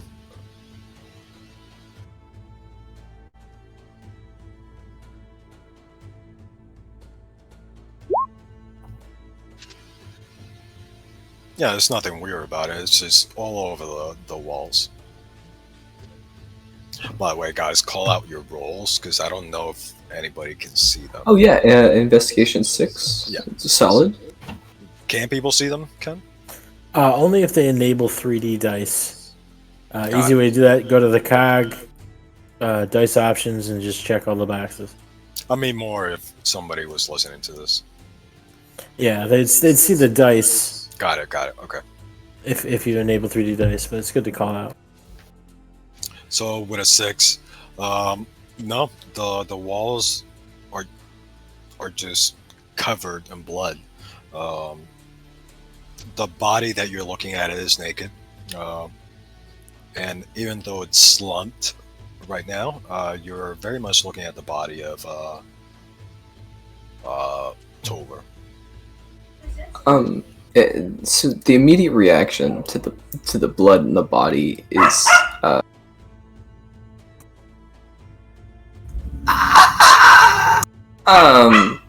she like can't quite get the shriek of anguish out, and she kind of rushes over to the body, kind of slipping on the blood almost as she slides in it to Tover and extends a hand to try and revive him best she can. When you lean down to look at the body, you do see that it is covered in blood, but it does seem to be... Looking it over, you don't see any wounds on him. And after a couple minutes, you see that he's breathing. Not waking up by any means, but he's not injured. This isn't his blood. Mr.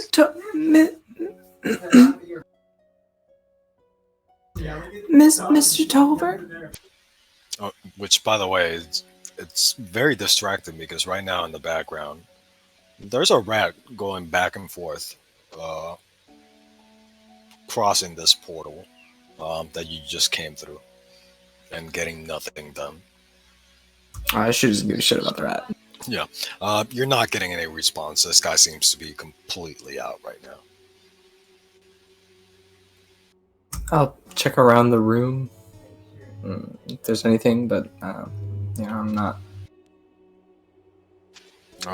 Nothing else in the Lots room. to take in. Yeah. Nothing else in the room. There is a door. Room almost seems to be a replica of the one you just came from. A few differences, but such as there is a table on this one, and on that table, you're going to see some uh, a, something that looks between a journal and a book. Like it's not as well made or well crafted as a book that you would find at a store or a library, but um, aside from that, nothing else in this room, and of course a door.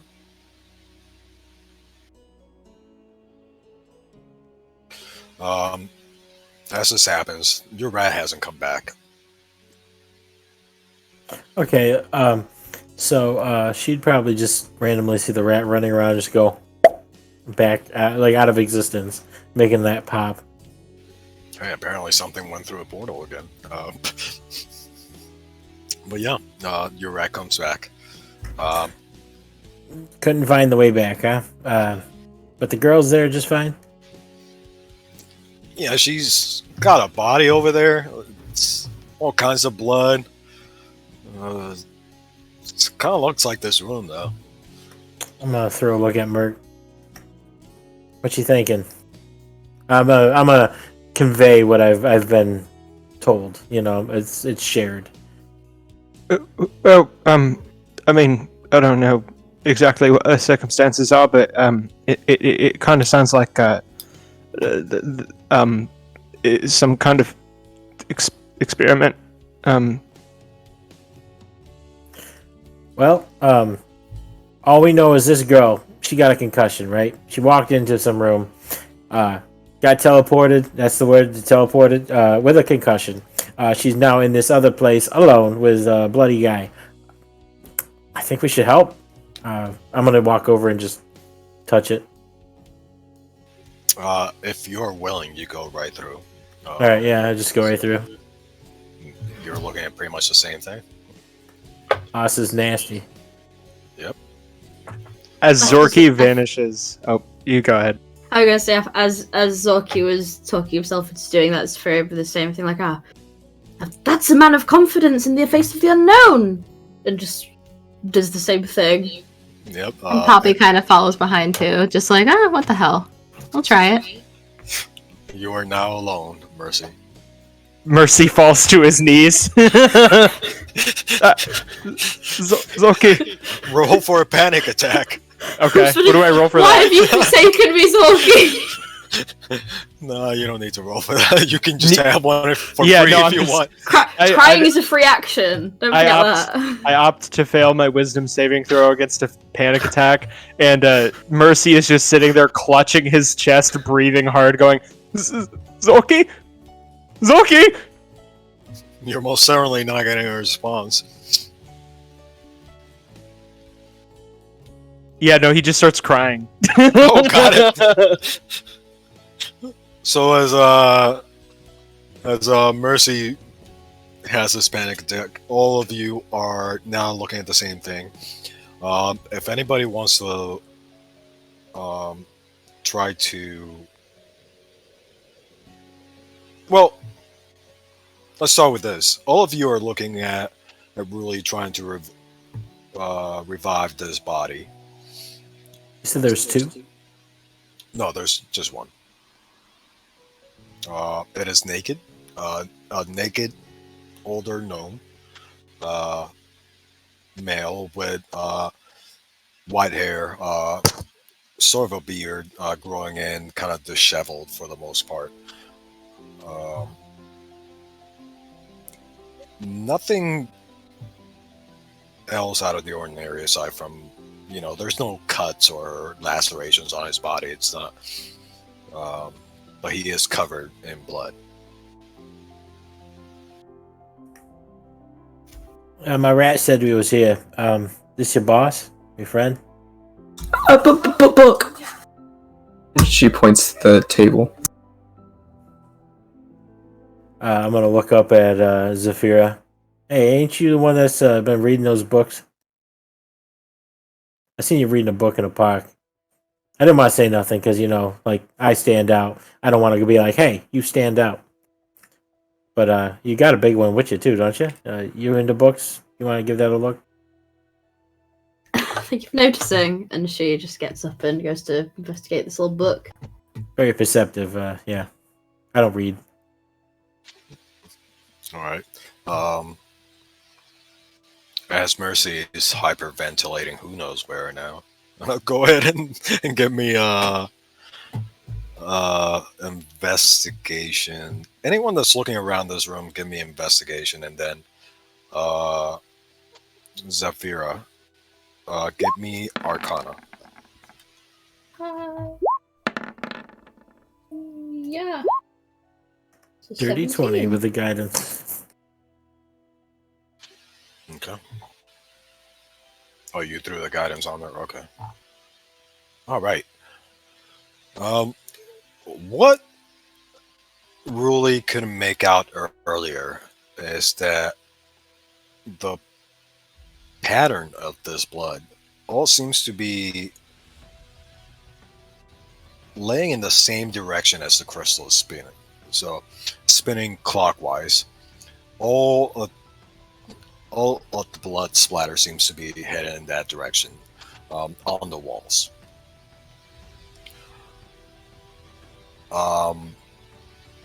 Sophia, with a 17, you see notes here about teleportation itself, what you guys just went through, and methods of refining what's referred to as the experiment. But for the most part, what this book is a record of sorts. You see attempt number 1, and then a date, and then a few shorthand scribbles that you're not really able to make out. But the general gist of looking at them and the pattern, you're just seeing the results of experiments, and it seems that for the most part they have been unsuccessful initially. But as you get closer to the current date, because they are dated, you do start seeing some successes. What number experiment has it gotten to? This is 18.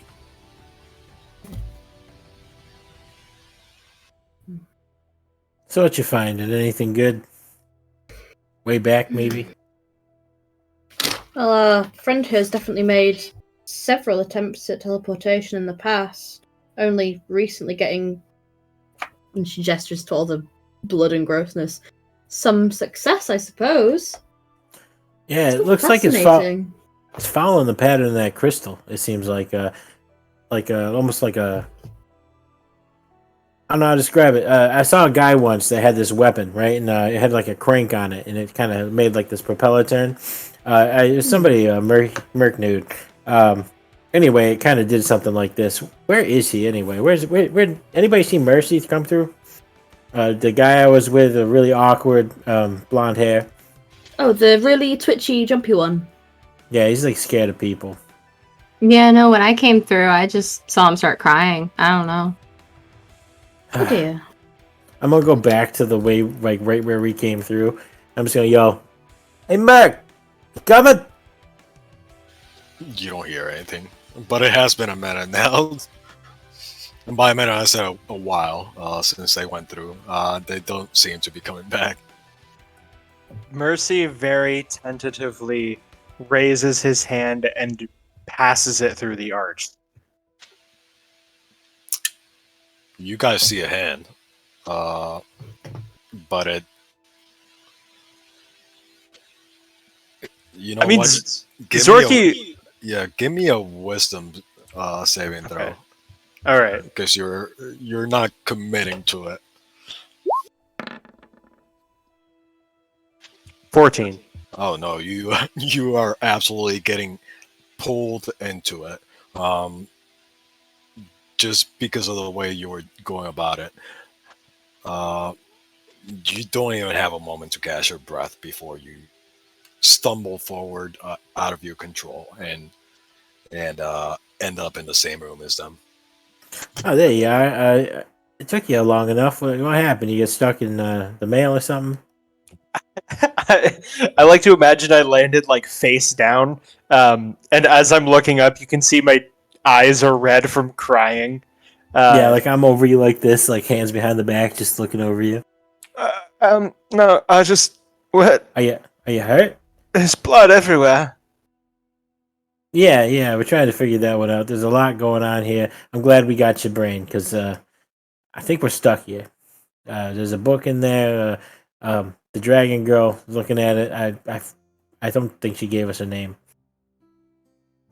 You never I would asked. like walk up to Mercy, like as he's come through the portal, just like hold on to his shoulder, just like it's okay. Like I get it. It's He's a a very tall blood-stained guy, room. you're a It's a very lot small going person. into it. No, I'm like Just on as the he's on floor. his knees. Yeah, I'm like Yeah. holding his shoulder as he's on his knees. He's my height on his knees. As So I'm just soon like, as it's you okay. as soon as you touch my shoulder, I bolt back against the nearest wall. I'm just like, oh shit, I'm just trying to help. I'm sorry. Sorry. Um,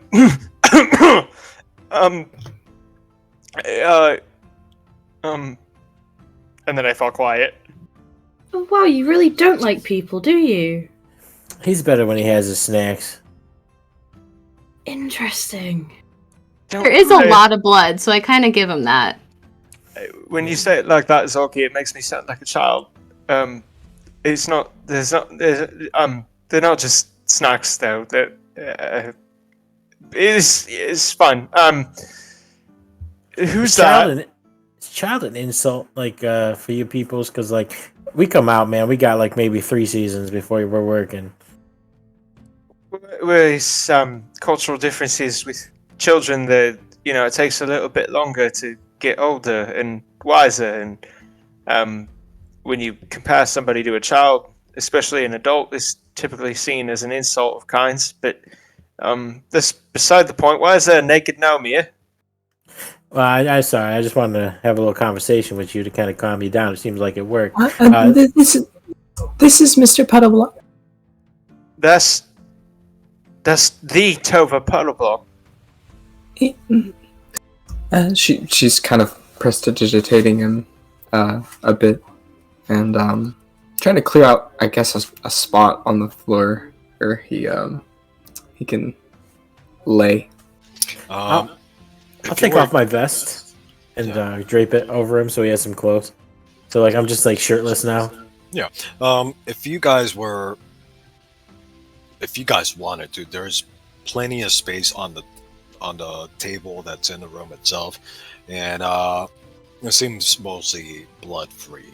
If you wanted to prop him on there. I have a quick question. So Tover is naked. His clothes didn't go through, but all of us still have our clothes on? Mm-hmm. Yep. Okay.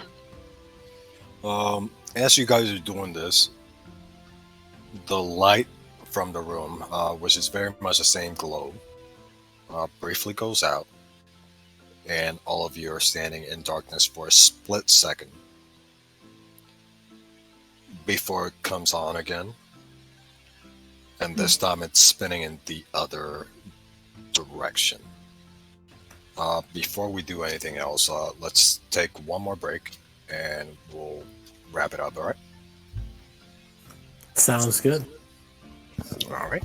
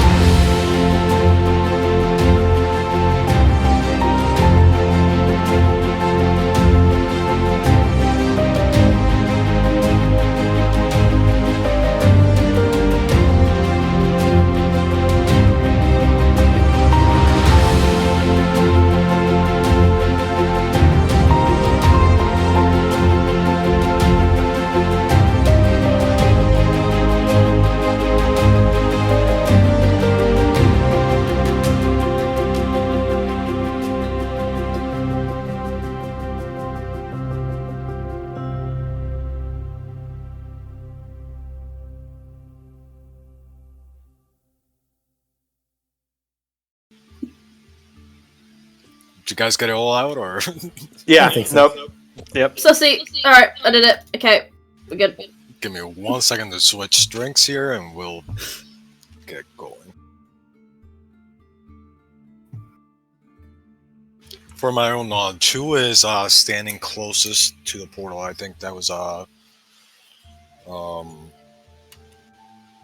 Mercy. And did you go closer? Actually, give me 1 second.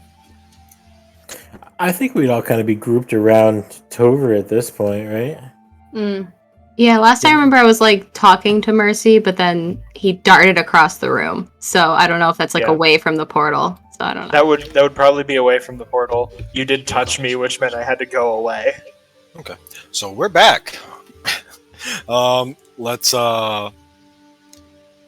Let's see. So you sort of dashed away from the portal.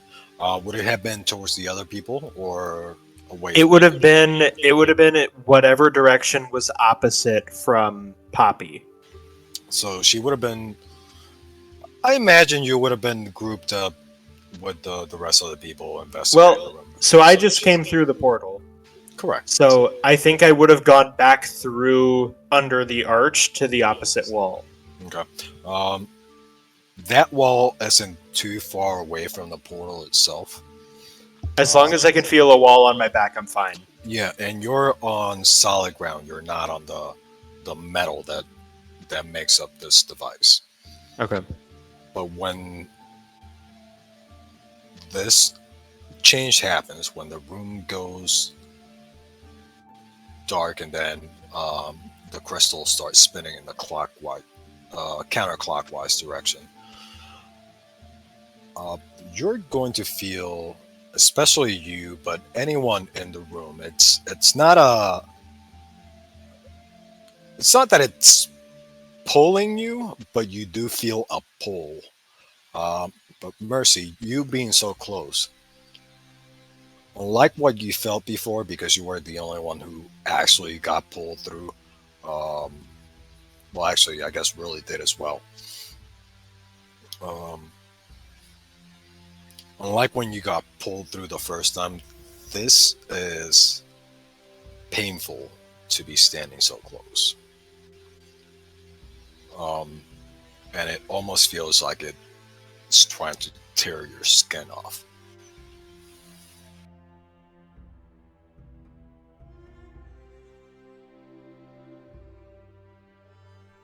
So Sorry. this is what I'm feeling as I'm standing right, or somewhere between a stand and a crouch right by the portal. Yes. Yeah, all of you do feel the similar pull, but if you're not standing close by the portal like he is, wouldn't necessarily feel any pain.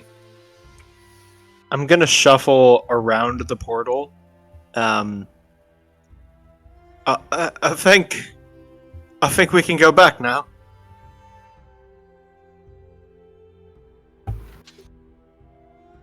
Oh, that's what you think. Yeah. And this time I'll go first. And- Before you do that, Okay. you're all gonna hear loud.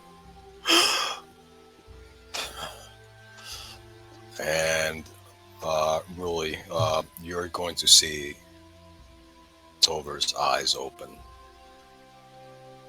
and very sharply look towards the crystal.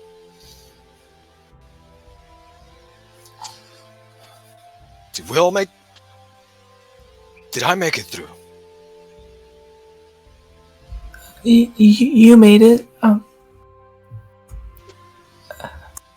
Who? She kind of looks around at the blood. His eyes seem to focus on the crystal and the way it's spinning, and seeing Mercy about to go into it. It's going to say, "Don't touch that."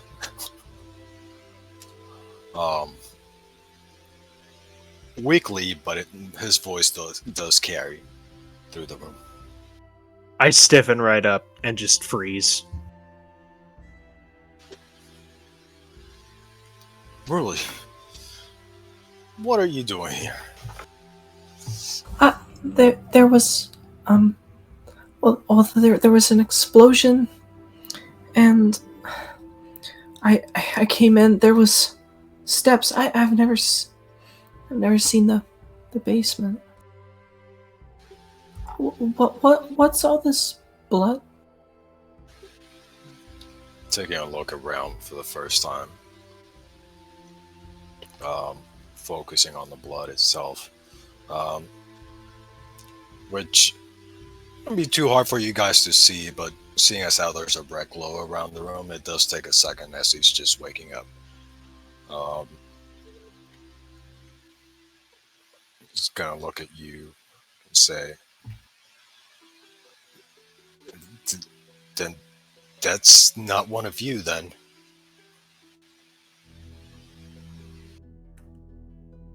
Nope, we came through after some time.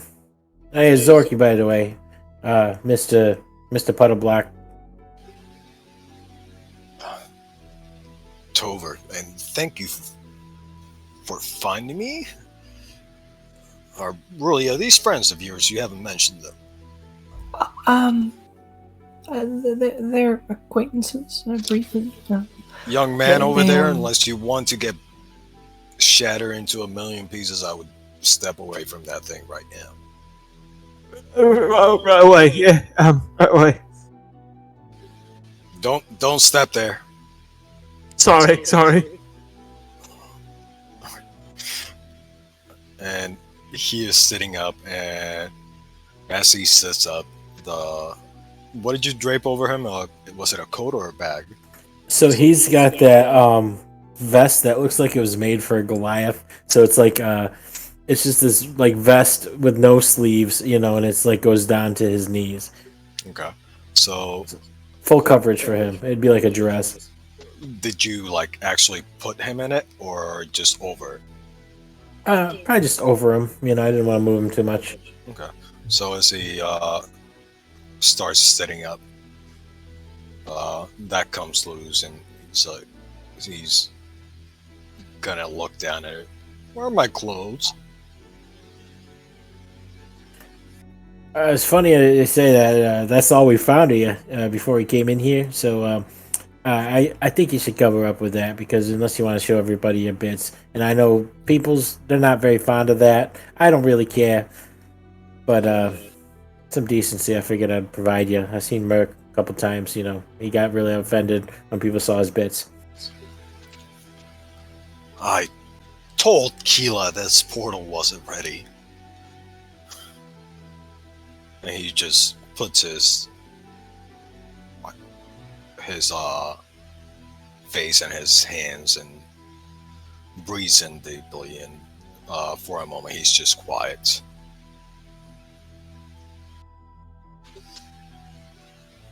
Really, did you happen to pick up the part? It never came. Well, it was supposed to be here yesterday, just waiting in the tavern. I waited there for about an hour. I was on my way home when the house blew. Oh yeah, your house blew up. Wait. Did it now? Oh yeah, everybody's out there. That's how we found you. How we found this girl here under a door. That's actually quite curious. I was sort of expecting that to happen. Thank goodness the kids and the wife were out in the market. Or at least they were out. It's still the 13th of Silverly, right? It is, in fact, the 13th. Unless time travel's here different. I think so. Very good. Very good. Then at least it's not all a waste. We've been trying to send small things here and there through, but never a full person. But It works. not very well apparently, as Keela here can attest. And he motions at the walls. Oh, my condolences for your loss, sir. Well, she got too impatient. It's all right. Ruli, you just got a promotion.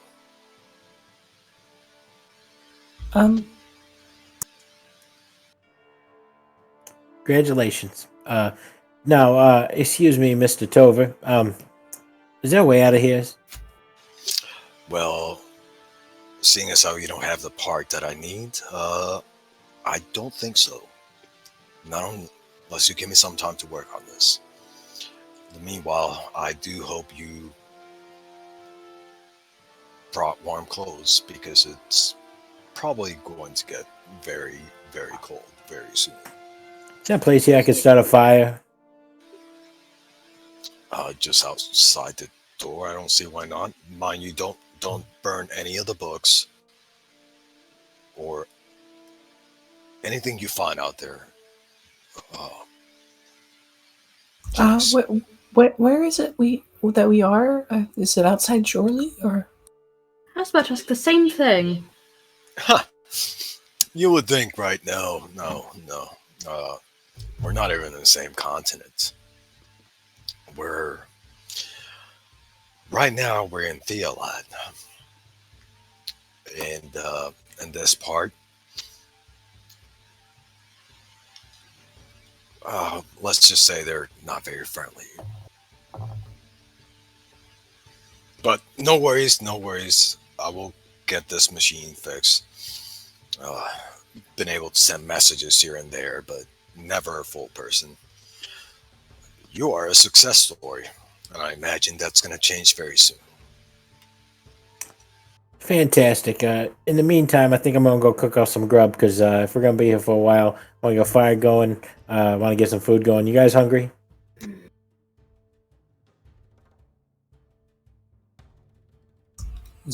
Really looks about the room. No. Poppy kind of looks around and she's like, I could eat. I was thinking about making up some rice and some dried vegetables, Got some beans. Sounds agreeable. I'm going to take some notes on this, though. I definitely want to talk about this with my tutor. Fascinating. Yeah, way above my pay grade, so I'm just going to go out here and make some food. How about if you don't mind, young goblin. Goblin? Yep. Huh. Yeah, you just call me Zorky. Oh, the goblin's fine. I've heard worse. Young Zorky. If you don't mind, I'll also take a bite. Feel like the wind got knocked out of me. Yeah, you were in pretty rough shape when we found you. You could keep the top for now. Probably going to want to pack it with papers, parchments, as if it's going to get cold, but I'll make a fire. Do not touch any of the papers and parchment here, please, especially to make clothes. Your funeral, man. I don't think that's going to keep you warm, but whatever. I'm out of here. I'll come back with some food. Enough for everybody. He has this very stubborn look on his face. If you try the door, it's open. The room you're looking at is very spacious. It's circular. There's all around the room there are bookshelves, and on the center there is a table that is also circular, with a lot of schematics, a lot of books all around it. You're also going to see some fruit that was barely eaten, and a big jug of looks to be some kind of juice in there. But there are chairs for you guys to sit here if you wanted to. There's not really a kitchen or anything in this room, but there's certainly space on the floor where away from everything else where you could start a fire if you choose. Can I get outside? Yeah, you could get outside. Is there a fireplace? Not in this room, though. Like in the house? I'd look for that first. Okay. If you wanted to leave this room, you have to go directly across. And when you open that door, you're looking at what you were looking at this morning, almost a forest. Except this forest is quite chilly. And looking around you, you do not see why this door should be here. It's standing in the middle of nowhere. That's interesting. I'm gonna leave it propped open, so it doesn't vanish on me. I'm gonna go outside, collect some branches, get a nice little fire going. Okay. As he's doing that, what is everyone else doing?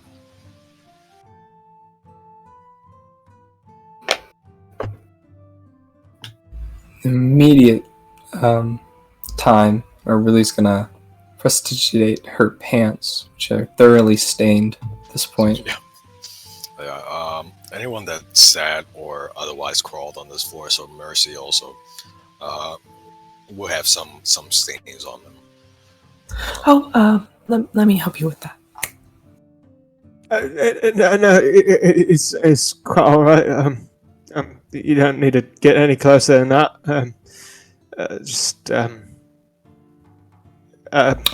When she snapped, it just started to. Oh, all right. Mr. Puddle Block. And at this point, I'm taking off my scarf, and I just kind of like chuck it in his direction. Since it's a pretty generously sized scarf. To warm up. Didn't catch the last part. What you said, to warm up? Okay. Yeah, to warm up. I appreciate it. Young, what was it? And I shoot straight up and do a deep bow. Mysterious Cavadio on Previo.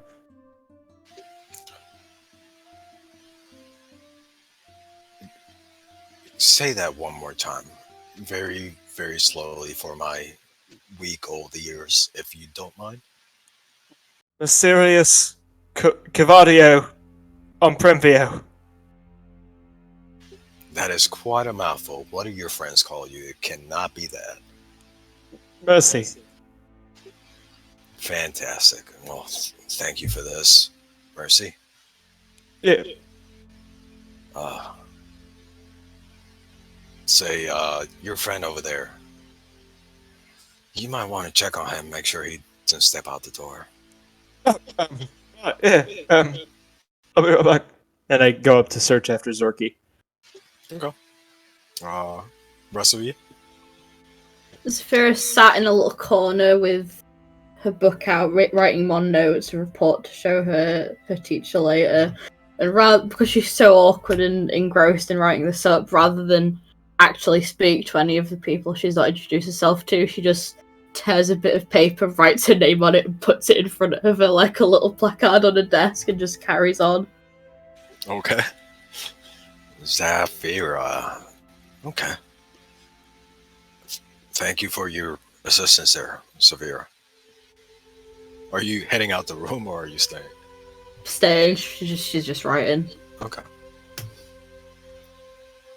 And Poppy kind of like turns around and she's like, "I'm Poppy Phillydoo. Kind of nice to meet you. I'm just kind of like going along with whatever these people are doing, and outside kind of seems like a good idea." So she's kind of like heads out and it's just like, "I'm gonna go see what's going on out there.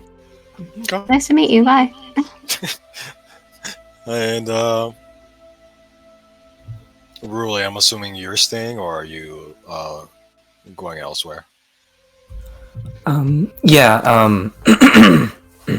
Ruli is going to much of her time is going to be spent cleaning up the rest of the room. Is there like a vial around or anything? A vial, not in this room, no. No.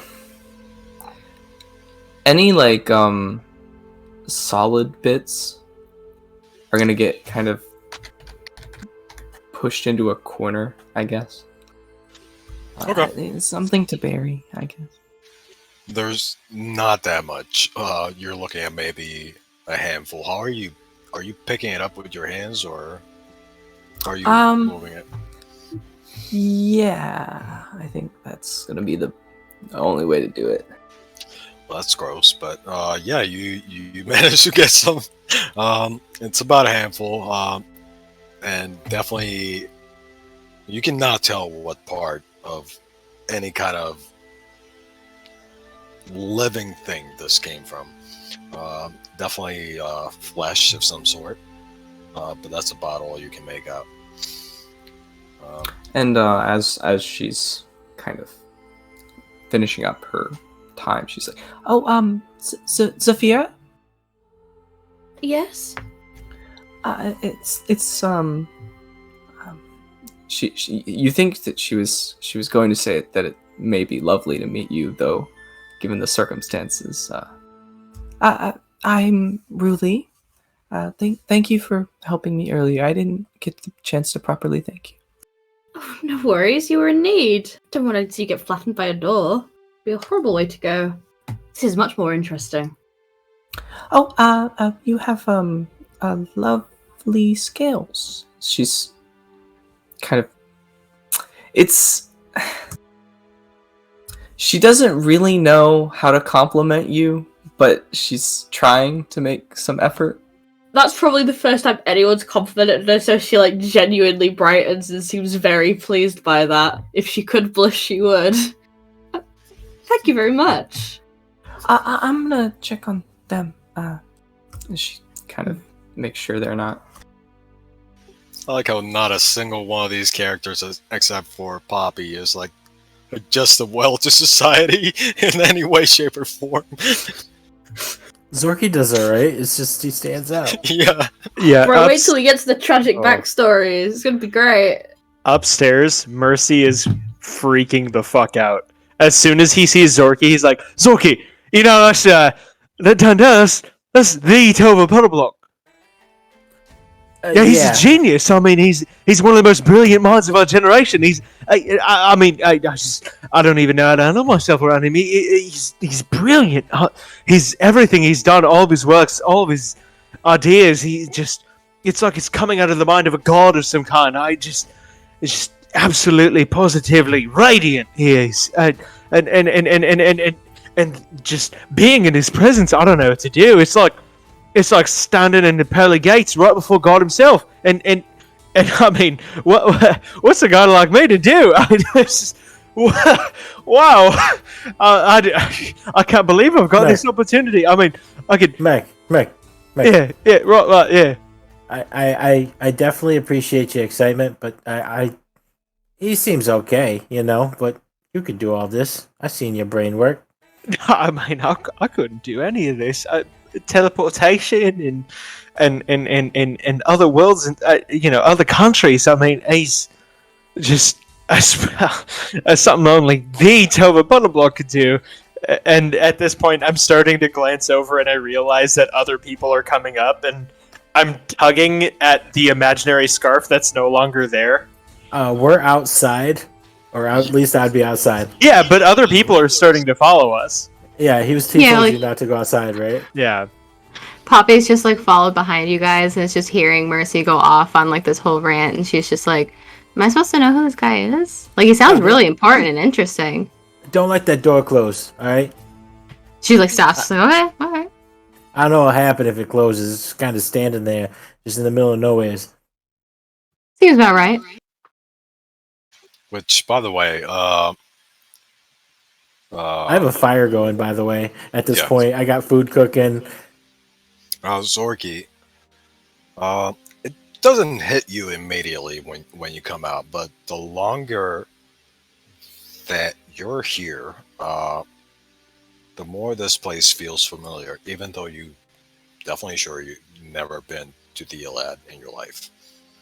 Um, get Woods is me, woods. well, more than that. Give me let's call this general wisdom.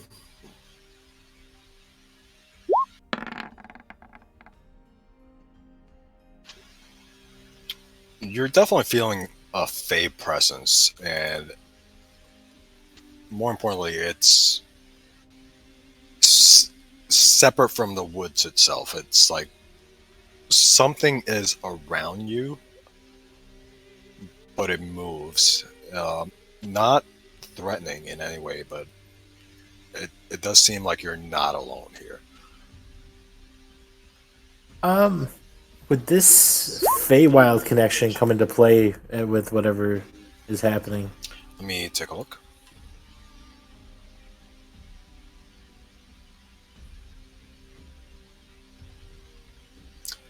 I am not going to answer that. What I will tell you is that you get a feeling that you're being observed, and after a few seconds, it just dissipates into the forest itself. So if we ever need some meat, I think hunting's good here. What do you mean? Something was watching us. You didn't hear the bushes? You feel those eyes? I start looking around. You felt nothing. No. Nothing. Yeah, that's usually where I'm out one getting the food. It's all right. It's all right. You know, you got your uses. I got mine. Right. Food's almost done. And I'm gonna make us up some snacks. I think too. I feel like this is a night that could definitely use some snacks.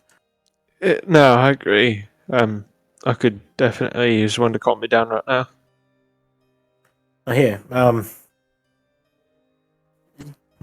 Can you hand me my the rest of the cooking set? You know, the bowls and stuff, cups. We might have enough to have everybody have something, or we just got to take turns. I'm not really sure how much we got in there. But everyone, and I look over at Poppy as I'm saying this, and I don't mean no offense by this, but by everybody, you mean everybody. Oh, yeah, people's got to eat, you know, and Oh yeah, right. Yeah, here, and I dig around in the bag of holding for all of your cooking stuff. yeah, take out a cup, scoop up some rice, hand it to Poppy. There you go. It's fresh off the skillet.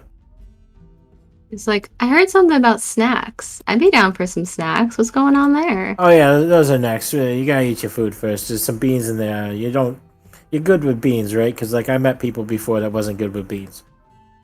Yeah, I'm good with beans. But as long as I get that Perfect. snack, I'm good. Yep, those are coming right up. You got another cup in there, Merc? Yeah. Scoop it up. Hey, you want to give it to that dragon lady, the purple one, Poppy? Oh. Yeah, I'm not gonna ask you, Merc. I know you shut down when people talk to you. We've been around together for a while. I sigh with relief. I just look over. I'm just like, if you need me to hand out anything else, please ask. Yeah. I mean, you got 2 arms, so you know, just go make sure the dragon lady's eating. Maybe see if anybody wants to come out and get some grub. You know, it's nice to have somebody that can actually talk to people. No offense, Merc. You got your uses. No offense taken. At this point, did Ruli come out? I think she's probably just now getting outside. Oh, look, Okay, there's so I'm probably another just one. like, Good. let me grab a cup for her too. Yeah, we might have one more cup in there. Then we got some dishes and bowls. We'll make use of what we got. You know, I hope you don't mind eating with your hands, because like I think we only got like 1 spoon, 1 fork, other than the spoon that I got on me, but that's for cooking. So I guess we're gonna do this. Give me a roll of your cook's utensil. What do you want me to use as the skill? You can use wisdom. That's fine. Yeah. As you're preparing the food, everything is seems to be turning out well. It's still gonna take a little while. What are you preparing exactly? It's just some wild rice, some brown rice, some beans, just stuff we'd have on hand that's dry, that's been in the bag of holding as food for when we can't hunt. Okay. So some of the older stuff that you've had on hand, not necessarily bad by any means, but just things that are filling. Yeah, it's turning out very well. I know you probably never had food from a goblin before, but don't worry, I've been around people enough to know what they can and can't eat. I learned that the hard way.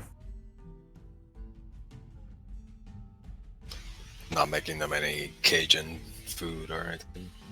You want to make sure that beans are cool with the Dragon Lady's diet, because I don't know what Dragon Ladies eat. She's not out here. You know, I just let her know there's beans in it, there's rice in it, there's yeah, that's pretty much it, really. There's beans and rice.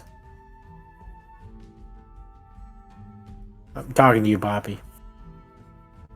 All right, so I just kind of bring everybody like their own little set of food and everything, just try and deal everything out. I like that gnome. She's all right, Merc.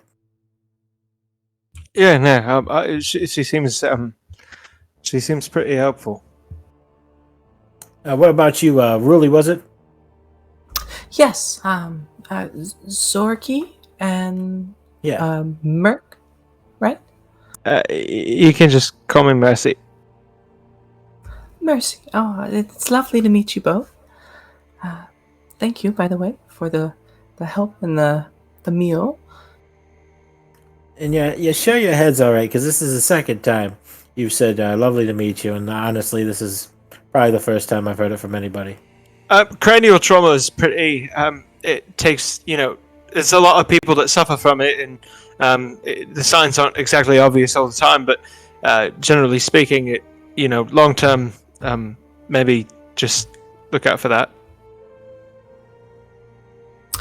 I'll be sure to look out for it. Thank you. But yes, I feel fine. Some food? Yeah. Yes. Thank you. As she kind of takes it and she stares at it for a moment, kind of in realization that she doesn't have a utensil in her hand.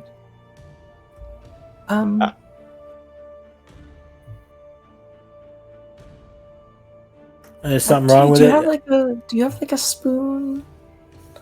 We only got the one. If you want to wait for Merc to finish eating, just take it. Just take it. And I hold out the fork.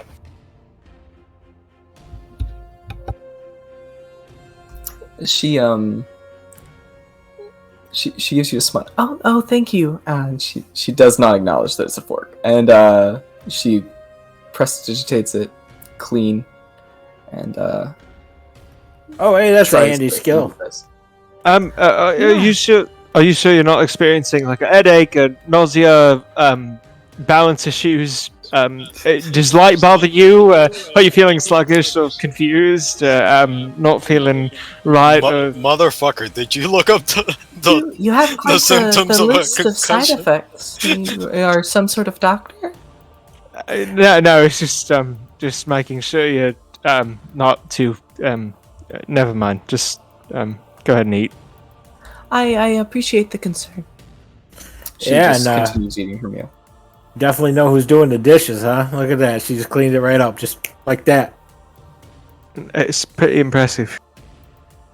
and keep you around. Thank you. You hear a voice coming from the bottom of the stairs that you. Well, actually, you. Yeah. The steps, not stairs, really. How's that food coming along? Is that Tover? Yes. Okay. All right, the food's all done. We're just finishing up dessert, and we'll be back in a minute. It's kind of nice out here. Which, by the way, it's not like an immediate thing, but it does start to get a little chilly, more so than usual for this time of year. But Around a fire, we're good. but if you wander off a bit or anything of the sort, that for some reason this spot is not adhering to the normal weather conditions that you would otherwise see. Uh, and every once in a while, you do feel that presence come back and then leave. Come back and then leave. May I druidcraft to determine what the weather is going to be in the next 24 hours? Link it to me? Yeah. Yeah, that's one of the features. I could just determine the weather. Pocket Farmer's Almanac right there. The weather is going to harmless sensory effect that predicts. It's very weird to read, but It'd be like a shape, like if it's gonna rain, a little rain cloud, snow cloud, you know. A light frost goes over your hand as you're casting this spell.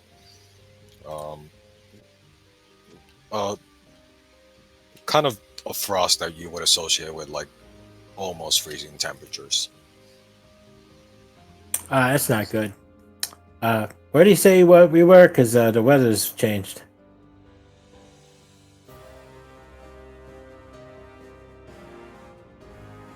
Mark, did anybody get where we were? What? You said this teleport thing can move you. I believe you said Thalod? Yeah. Like the continent? Yeah.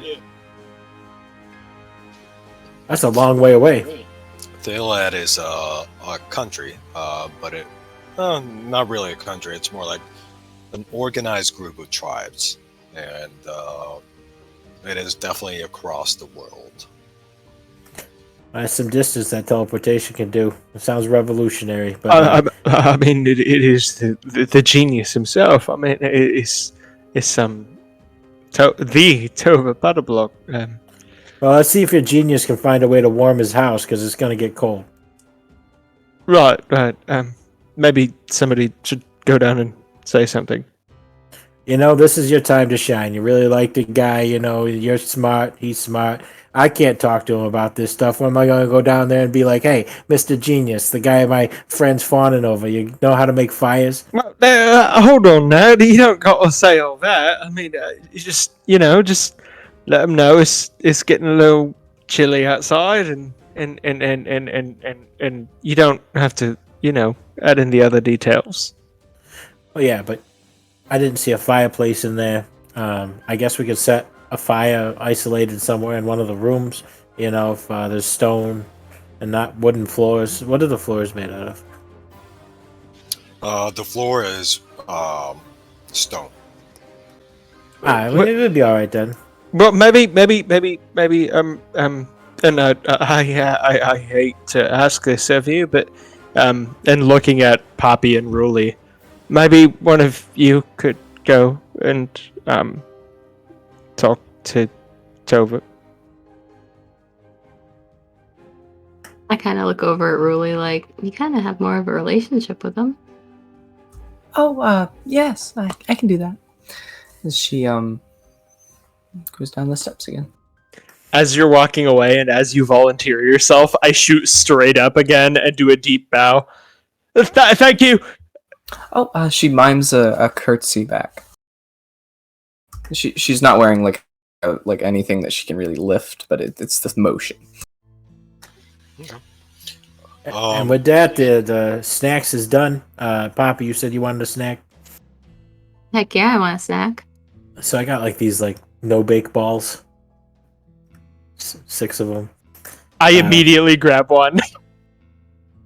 These things got a kick, just to let you know. You might feel a little relaxed, but we got to build that fire first. I look over like, I might want to take half of one, looking at my height compared to both of you and everything. Just like, I'll take half one. Actually, how tall is Zorky in comparison? I have 8 inches on her. Okay. Makes all the difference. Not a full height, but with the hair, I look significantly taller. Oh yeah. All right. So you guys are are prepping the fire. Yeah, we're gonna put this one out here. Go inside, find a nice area that we could call a room to like sleep in, and see if we can set a fire. Is there any ventilation in here? Nothing that you would notice. There is air coming through. And if you were to close the door, but you don't see a source. This room doesn't seem to. There seems to be something magical about this room. From everything that you're seeing, it simply should not exist. Still don't feel comfortable building a fire in here. You know, you get the smoke, you get the start choking up. You know, no chimneys. We should probably talk to the boss or the little guy. You know. So, really, you went ahead to talk to him, correct? Right. Yeah. Okay. You're gonna find him still in the same separate room where the teleportation circle is. Once more covered in blood. And looking at the half of a body of what you recognize as one of the guards that came in after you in the house. Well, that's definitely unfortunate. Bound to happen. How can I help you? We were, I wonder if there's anywhere to light a fire, or, are there blankets about, or? Yes, I should probably shut this machine down, but you are Is there more a than change welcome. of clothes, maybe? No, not here. Sorry. Whatever you brought with you, you're just gonna have to make do. I meant more for you, but, Oh, no, my change of clothes came through this portal just now, and it's ruined already, so I'll be all right.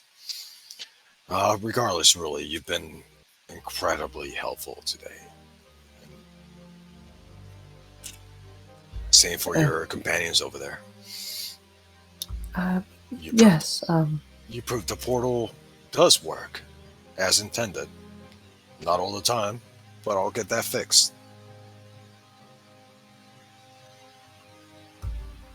right. She's kind of choosing to also see the silver lining of the situation, I suppose.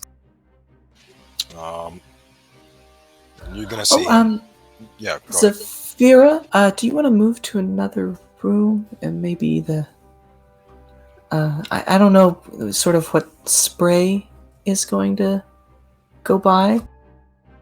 Oh, you were in this room, Saphira. Yeah, you saw a guard come through, and then immediately it's like a blender effect. You are splattered with blood right now. There was not a screen. Ah. Well, that is unfortunate. I will move to another room. You are so right that I should do that, really. Wow. Like shell shocked. She will, Ruli will set about, I suppose first, trying to clean up Tover, his clothes, best she can, through the bloodstains, as well as, Zafira. Okay. He's gonna brush you off and say, "Don't worry about it. Go, feed yourself. If you don't mind, give me a plate as well." And he is going to, blood-soaked as he is, go to one corner of the ark and start pulling a panel off the machine. And you see wires in there. You also see some very strange almost runes, but more importantly, there is a small red crystal in there that seems to be the same color as the one that's spinning at the top. But you see him fiddling in there, and then he just kind of gets lost in his work as he's trying to either take this apart or shut it down, what have you. If you don't mind, I'll be right behind you. Yeah, I would have had a plate of food or a bowl or something brought in. Like after I would have reused the like the rest of it would come in like that bowl for Tova or anybody who didn't eat. Okay. All right. But I think Poppy brought it down. Yeah. All right. So as you guys are doing this, anything anyone wants to do, because we have about 4 minutes or so before we wrap it up. Just wanted to talk to the boss about setting up a fire in here and ventilating it, so you don't build fires inside. So you sent that message with Ruli? Yeah. Okay. Did it ever come through? Did you ask him, or did I ignore you? Sorry. I did. I think I did ask if there's like Okay. a place to light a fire or if there's blankets or anything about. I think he. I thought that he said there wasn't really like anything like that. Nothing for clothes, but he would let you know that if you want to build a fire, just keep it away from the books, please. Not gonna get smoked out here. Do not worry about that. Okay. Really will relay the information and offer to light free kindling that isn't a book. There'd be plenty if you guys are still outside that you can pick up off the ground. It's not going to take you very long at all to gather a decent amount, especially if are there 3 of you? Yeah, probably going in and out, just making sure we got everything we need. Get some stones if there's any stones to just create a wall, Yeah, between, I don't know what you would gather, but branches, twigs, leaves if you wanted to. Not recommended. Yeah, there'd be plenty of material here. All right, man. I guess we get some rest while the guy there's figuring it out. All right, stay up. And from that room, as you guys are getting all set up, the lights do go out, and the red light does go out, and all that is left to light that particular room is the fire that you guys are making, if it ever shines through. Tover steps through the doorway and goes join you at the fire. Sits down, covered in blood still. Oh, what happened to you? Were there guards when you came through? Yeah, they said they were just gonna hang back and let us look. Well, one got too curious and didn't have the same fate as you. It's unfortunate. The one guy that was doing his job. Yep. Oh. What is your job? Why were you in my house? It was just a circumstance, It was like we came in for shopping. Made some of these snacks. By the way, there's 3 more left. Anybody wants some? They're good for the soul. I think that's enough for everybody here to have one. But anyway, yeah, we're just getting some snacks, doing a shopping trip in town. I don't like to stay. We were getting some drinks. Felt the vibrations. Thought it was an earthquake. Explosion. Boom. We're like, hey, we should probably check that out because my man's here, Mercy. He's actually really good with explosions. He's just a brilliant mind. You'd never guess it because he's very humble, but he's a brilliant man. Mercy, is it? Yeah. Well,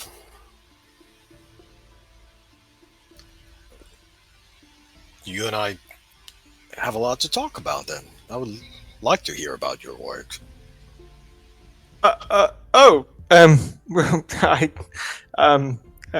I mean, anything you've done, I mean, is exceptional and godly compared to what I've done. Saphira, did you follow through? Or did you follow here? Mm-hmm.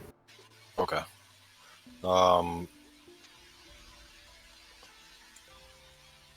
So he's going to start talking to you, and I'm just getting to it because we're about to have to wrap up. He's going to start talking to you about this machine, how it was supposed to work, and ultimately, get me an intelligence check, Mercy. Oh boy.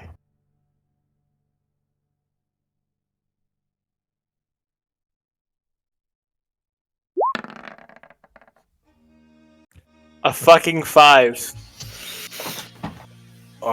He's explaining it to you, and not most of it isn't making sense, but what you do get the feeling is that this is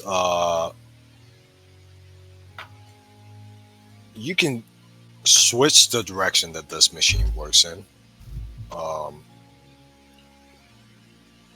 to be either an exit or an entrance, but it cannot do both at once. And it seems that at some points it operates as both, which is what causes Kila, or what causes the guard. And that is what he's trying to fix. But the terminology that he's using overall for the deeper parts of this conversation just don't seem to be making any sense to you, like what materials he might need or anything like that. But yeah,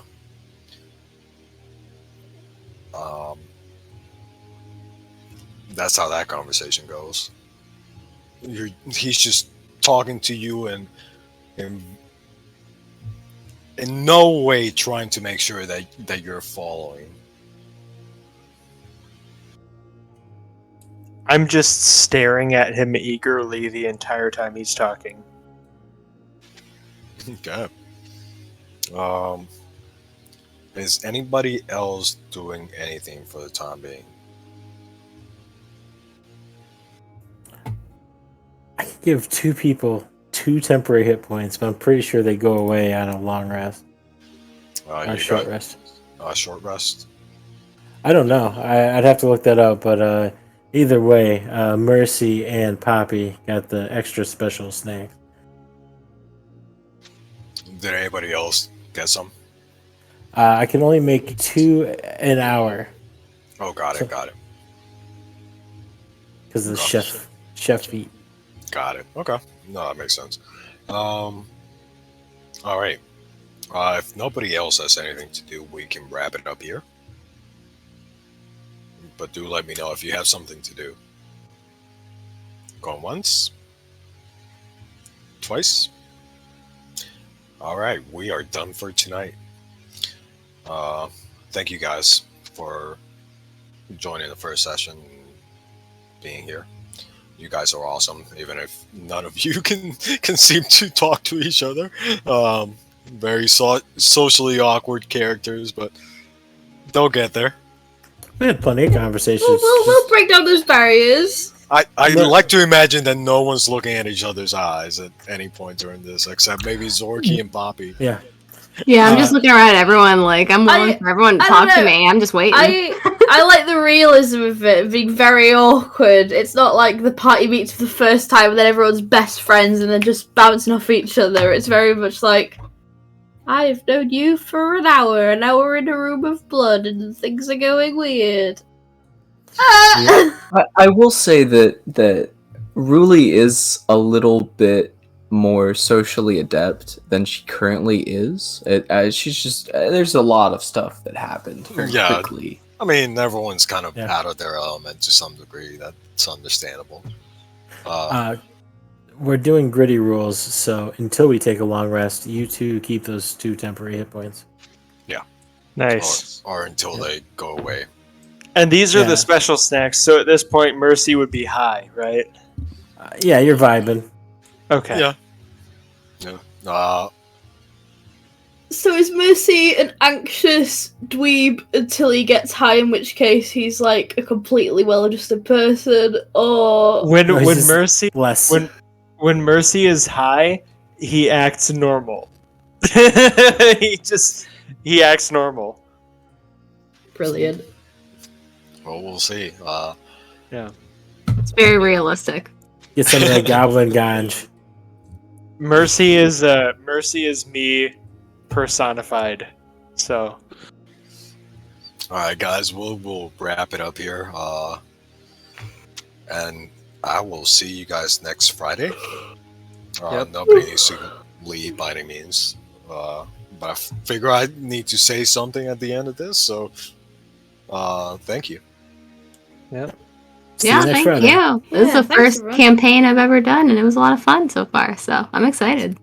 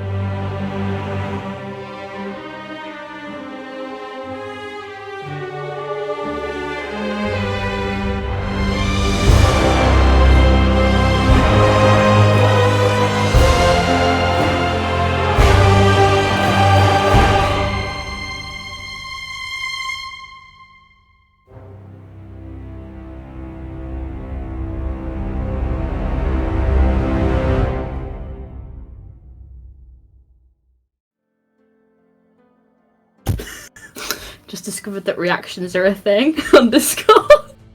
Oh my goodness. I'm just gonna get Jude fired from his current job so I can use him as an editor. I'm How trying to do- get out of it. If you want to pay me full time to edit, I'll do it. Oh. There's never been a better time to have Nitro. No. Oh no. If you can pay my rent, I'll edit it. No, This is I don't out know of about all control. that. Oh my god. Oh no. Okay. This is what being a VTuber is. What's going on in the background? I'm pulling up documents and shit. Yeah, don't worry about it. Just get your documents folded. Yeah, you get your documents. Yeah, it's fine. don't worry about it. found It's the fine. reaction button. Nothing sus happening. Alright. So,